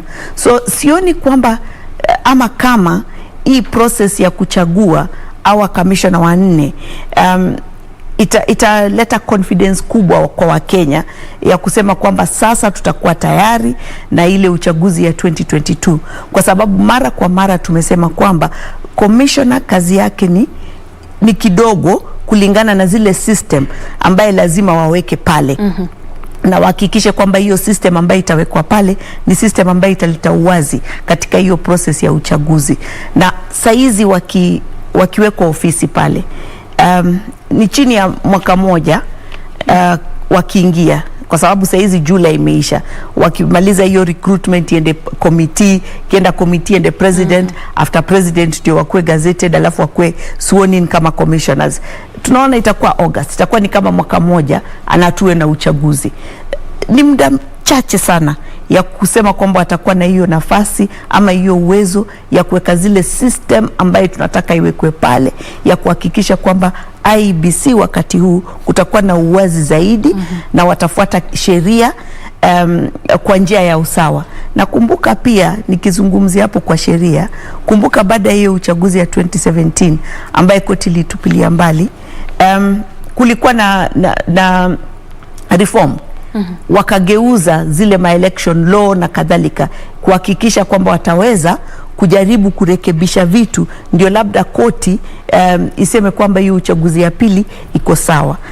Na hizo marekebisho watu walipeleka swali kotini, na koti tayari imesema kwamba kuna marekebisho zingine ni unconstitutional ama ni kinyume ya sheria, so zinapaswa kutolewa. So wakati hii ambayo tunazungumza, kuna vipenge ya hiyo Election Act ambaye hakuna uhakika ambaye ni gani itatumika 2022. So kuna shida mingi other than nao commissioner peke yao. Nao commissioner wakikuja, ndio labda hiyo wanasema kwa kizungu a breath of fresh air, ambaye watakuja labda wakikuja wale wanne wataleta hiyo ujuzi ama hiyo fresh breath of air ambaye labda itamusha hiyo tume. Lakini ile kazi ambayo iko mbele pale ni kazi kubwa zaidi, hasa ya kuhakikisha kwamba unarejesha ile imani ya Wakenya katika tume yenyewe. Manake kama ulivyosema, ni kuna baadhi ya Wakenya ambao idadi kubwa ni kwamba hawana imani na tume ya IEBC kutokana na uchaguzi ambao umekuwa hapo awali mwaka 2017, kutokuwa pengine kukuwa na malalamisha, kutokuwa na uwazi. Na hivyo basi umezungumza kuhusiana na kuleta makamishna, lakini bado kuna mengi ambayo yanastahili kutekelezwa kabla ya ule uchaguzi. Na ningependa pengine tuzungumze kidogo kuhusiana na zile sauti tu ndogo ndogo ambazo tumekuwa tukisikiza pale, wengi wakiuliza, je, basi ikiwa IEBC bado ina mengi ambayo inastahili kufanya, kuna uwezekano wa kuahirishwa kwa uchaguzi mkuu? Ni ngumu kwa sababu kulingana na katiba lazima kuna uchaguzi second Tuesday mwezi wa 8 baada ya miaka 5. So kugeuza hiyo ni zile sections za katiba ambayo ukigeuza lazima kuwe na referendum, kwa sababu ukigeuza hiyo uta expand ile term ya office, utaongeza president wakati ambaye anakaa pale kwa hiyo ofisi kama president, na kuongeza wakati lazima Wakenya waende referendum na waamue. Na saizi hatuwezi tukaenda referendum. Hiyo tume yenyewe tena wamesema hawana uhakika kwamba wanaweza wakatupeleka kwa referendum wakati huu kabla tuende kwa uchaguzi kubwa. So ni ngumu kuona ni njia gani, kwa sababu kuna njia labda wakisema kuna state of emergency, na hiyo extension kulingana na katiba ni miezi 6 peke yake, na hiyo miezi 6 wanaweza wakaongeza tena ikiwe miezi 6 ingine. Lakini kuona kama kutaweza kuwa na hiyo unity pale bunge ya kuhakikisha kwamba wale watakubali na waseme kuwe na ile expansion of time, ati kwa sababu kuna state of emergency, na emergency yenyewe itakuwa ni gani ambayo tutakuwa tunasema ni emergency. Kwa sababu saizi hata ikiwa kuna corona tumekuwa tukifanya by election, hata saizi Kiambaa inaendelea na tumekuwa tukiona. So ni nini itakuwa kubwa zaidi ambaye tutasema kwamba sasa ni state of emergency? Kulingana na sheria ilivyo wakati huu, itakuwa ni ngumu sana kuongeza wakati na tusifanye hiyo uchaguzi kubwa August 2022. Itakuwa ni ngumu. Kuna uwezo kidogo, lakini itakuwa ni ngumu. Pengine ni kurejeshe nyuma kidogo kuhusiana na zile sheria za uchaguzi ambazo kufikia sasa hivi bado kuna ule utata ambao pengine kulikuwa na mabadiliko yafanywe lakini yakakataliwa, hivyo basi kumaanisha kwamba hakuna ule uhakika hali itakuwa ni ipi. Tuzungumze kuhusiana na hatari ya kuelekea katika uchaguzi kukiwa bado masuala kama hayo hayajatatuliwa, ikizingatiwa muda mchache uliopo na yale majukumu ambayo bado yamesalia kwa chini ya mikono ya IEBC. Ni kweli kuna shida kubwa. Kuna shida kubwa, na mimi kama mtu ambaye anafanya kazi mingi katika peace sector, naona kuna shida kubwa pale mbele. Kuna shida kubwa kwa sababu Election Act kama kulikuwa na amendment, na hiyo amendment koti imesema kwamba ni unconstitutional. Tunarudia pale pale tulikuwa, na tukirudia pale pale tulikuwa bado inatekelezwa kwa hiyo njia, na walibadilisha vitu zingine, kwa sababu wakibadilisha sheria pia wanabadilisha zile rules na regulations ama zile guidelines ambaye IEBC inatoa ya kuhakikisha kwamba sheria kwamba uchaguzi itapendekezwa kwa njia fulani. So ikiwa hakuna hiyo clarity kwa hiyo sheria, kumbuka hata wakati huu kuna ile sheria ya capping ya finance, ya pesa ambaye mtu anaweza katumia wakati anasimamia kiti fulani. Hiyo pia kulikuwa na vitu fulani IEBC ilikuwa inatakikana wafanye, walisema hawajatekeleza kwa sababu hawakuwa na fedha. Walikuwa hajapata fedha ya kutosha tangu hizo miaka zimepita. So hiyo pia bado kuna hiyo kuna hiyo pengo. Tena kuna pengo kwa commissioner. Na umeona tayari watu wakizungumza katika social media saizi, wakiangalia zile interviews zimekuwa zikienda, sio a lot of confidence Wakenya wako nayo katika ile process. Kuna wale ambao watasema, na kuna wale tumeona wanajaribu na wamezungumza vizuri, lakini pia tunaona kuna wale wana swali mingi, kwa sababu wakiangalia ile process vile inaendelea, ilianza na shida yule interviewee wa kwanza, kulingana na ile situation ya kupatikana kwamba makaratasi zake zilikuwa ni sio sawa. Watu wakaanza na swali hapo, kasema na mli shortlist kwa njia gani kama mlikuwa mjapata hii confirmation ama nini, na yeye alikuwa number 1. So tayari kuna shida pale, lakini kitu mzuri ni kwamba wako na watu wengi. Bado tunaendelea mpaka wiki ambayo inakuja na mpaka hiyo wiki taisha. So hizo siku 10 natarajia watapata watu 4 kwa hizo siku 10, kwa sababu hawa interview mtu mmoja kwa siku, ni watu kadhaa kwa siku. So kuna ile hope kwamba watapata watu ambaye Wakenya watasema wakati tuliona wakifanya interview tuliona kama wanajaribu. Na pengine tukizungumza kuhusiana na hiyo shughuli yenyewe ya kuwasaili wale makamishna, kuna masuala mbalimbali ambayo tumeshuhudia. Kwa mfano ili swala la kuwa kuna baadhi ambao makaratasi yao yanaonyesha kuna hitilafu fulani, na vile vile kuna hili tatizo ambalo tumekuwa tukishuhudia wakati ambapo watu ama kuna nafasi ambayo inahitajika makamishna ama yote kupigwa msasa, unapata ya kwamba kuna hii changamoto inatokea wakati kuna jambo ambalo ulitekeleza kitambo, manake kila mtu ni binadamu. Kuna yale matatizo, pengine kuna jambo ulisema kupitia kwenye mtandao wa kijamii kitambo, yanakuja kukuletea tatizo wakati wa kupigwa msasa. Kuna athari gani ya yale ambayo ulitekeleza na matokeo ya pengine nafasi ambayo unatafuta kwa sasa hivi? Ni kweli na ni kitu mzuri, wanafanya kitu mzuri kulingana na maoni yangu, kwa sababu issues za integrity kwa hawa makomishona ambaye tunataka waje pale ni kitu muhimu sana na ni kitu kubwa, na hiyo integrity ni kitu ngumu sana, kwa sababu ukiuliza kila mtu utaiba, atakwambia sitaiba. Utahongwa, sitahongwa. Hakuna mtu ambaye atasema nitahongwa, lakini ni zile vitendo zake amekuwa akifanya ndio zinaweza zikatuonyesha kwamba huyu ni mtu ambaye ana msimamo fulani, ama ni mtu ambaye unaweza ukamtegemea ama usimtegemee kulingana na zile amekuwa akifanya. So nafikiri ni swali nzuri, nafikiri wanajaribu pale, hata inaonekana kwamba hapo wamefanya uchunguzi sana, kwa sababu hata kuna wale ambao walikuwa former MPs wamewauliza swali kuhusu zile walikuwa wakisema pale bungeni wakati walikuwa bunge. So hiyo ni uchunguzi ambao wamefanya, na nafikiri wanajaribu sana hapo. Lazima tutawapatia marks nafikiri, tukisema kwamba wamejaribu kufanya uchunguzi kuhakikisha kwamba wamechambua na kupata zile ambaye inaweza ikaonyesha kwamba huyu ni mtu wa integrity ama sio mtu wa integrity. Kwa sababu kumbuka wale watu 4 ambaye wale wa commissioner 4 ambaye wanakuja ku replace wali resign. Na unajua ukiwa public office resignation sio kila mara kwamba resignation ni honorable. Kwa sababu saa zingine ukiresign unapeleka country through another process ambayo inaweza ikawa very expensive. Kwa sababu sasa unaona kama ile wakati kesi ilipelekwa ile ya BBI, koti kasema kwamba hakuna quorum kulingana naye.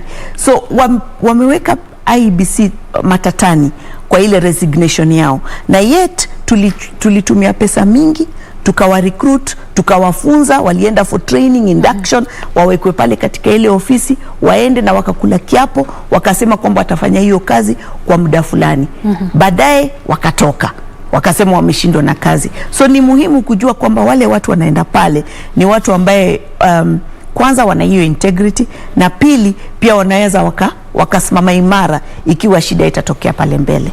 Ndio. Naam, Mili, itabidi tu umetamatisha hapo kwa sababu hatuna muda, lakini manake ni majadiliano ambayo yatakuwa shughuli yenyewe ya kuwapiga msasa wale makamishna itakuwa inaendelea, hivyo basi tutakuwa tunazidi kuzungumza kuhusiana na yale ambayo yanachipuza wakati wa wale makamishna kupigwa msasa, na hivyo basi tutaendelea tuna huu mjadala, lakini kwa sasa shukran sana kwa muda wako.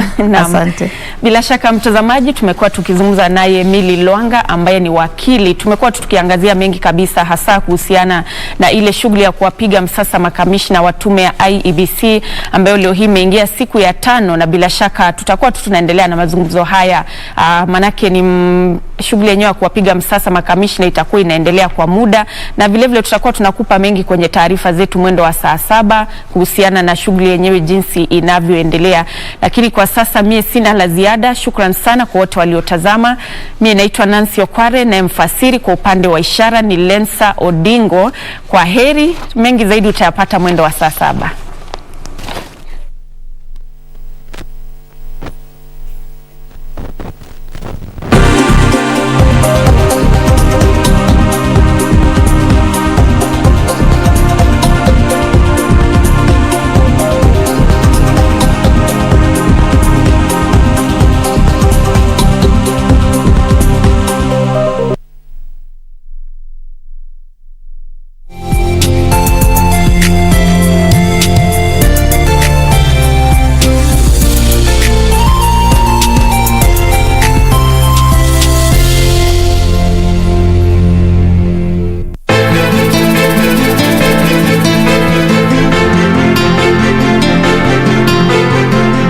Nateseka lakini hakuna wa kunielewa.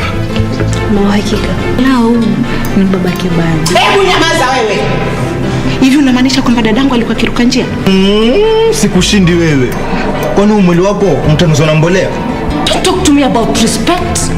Nilikwambia Dingo, mfunge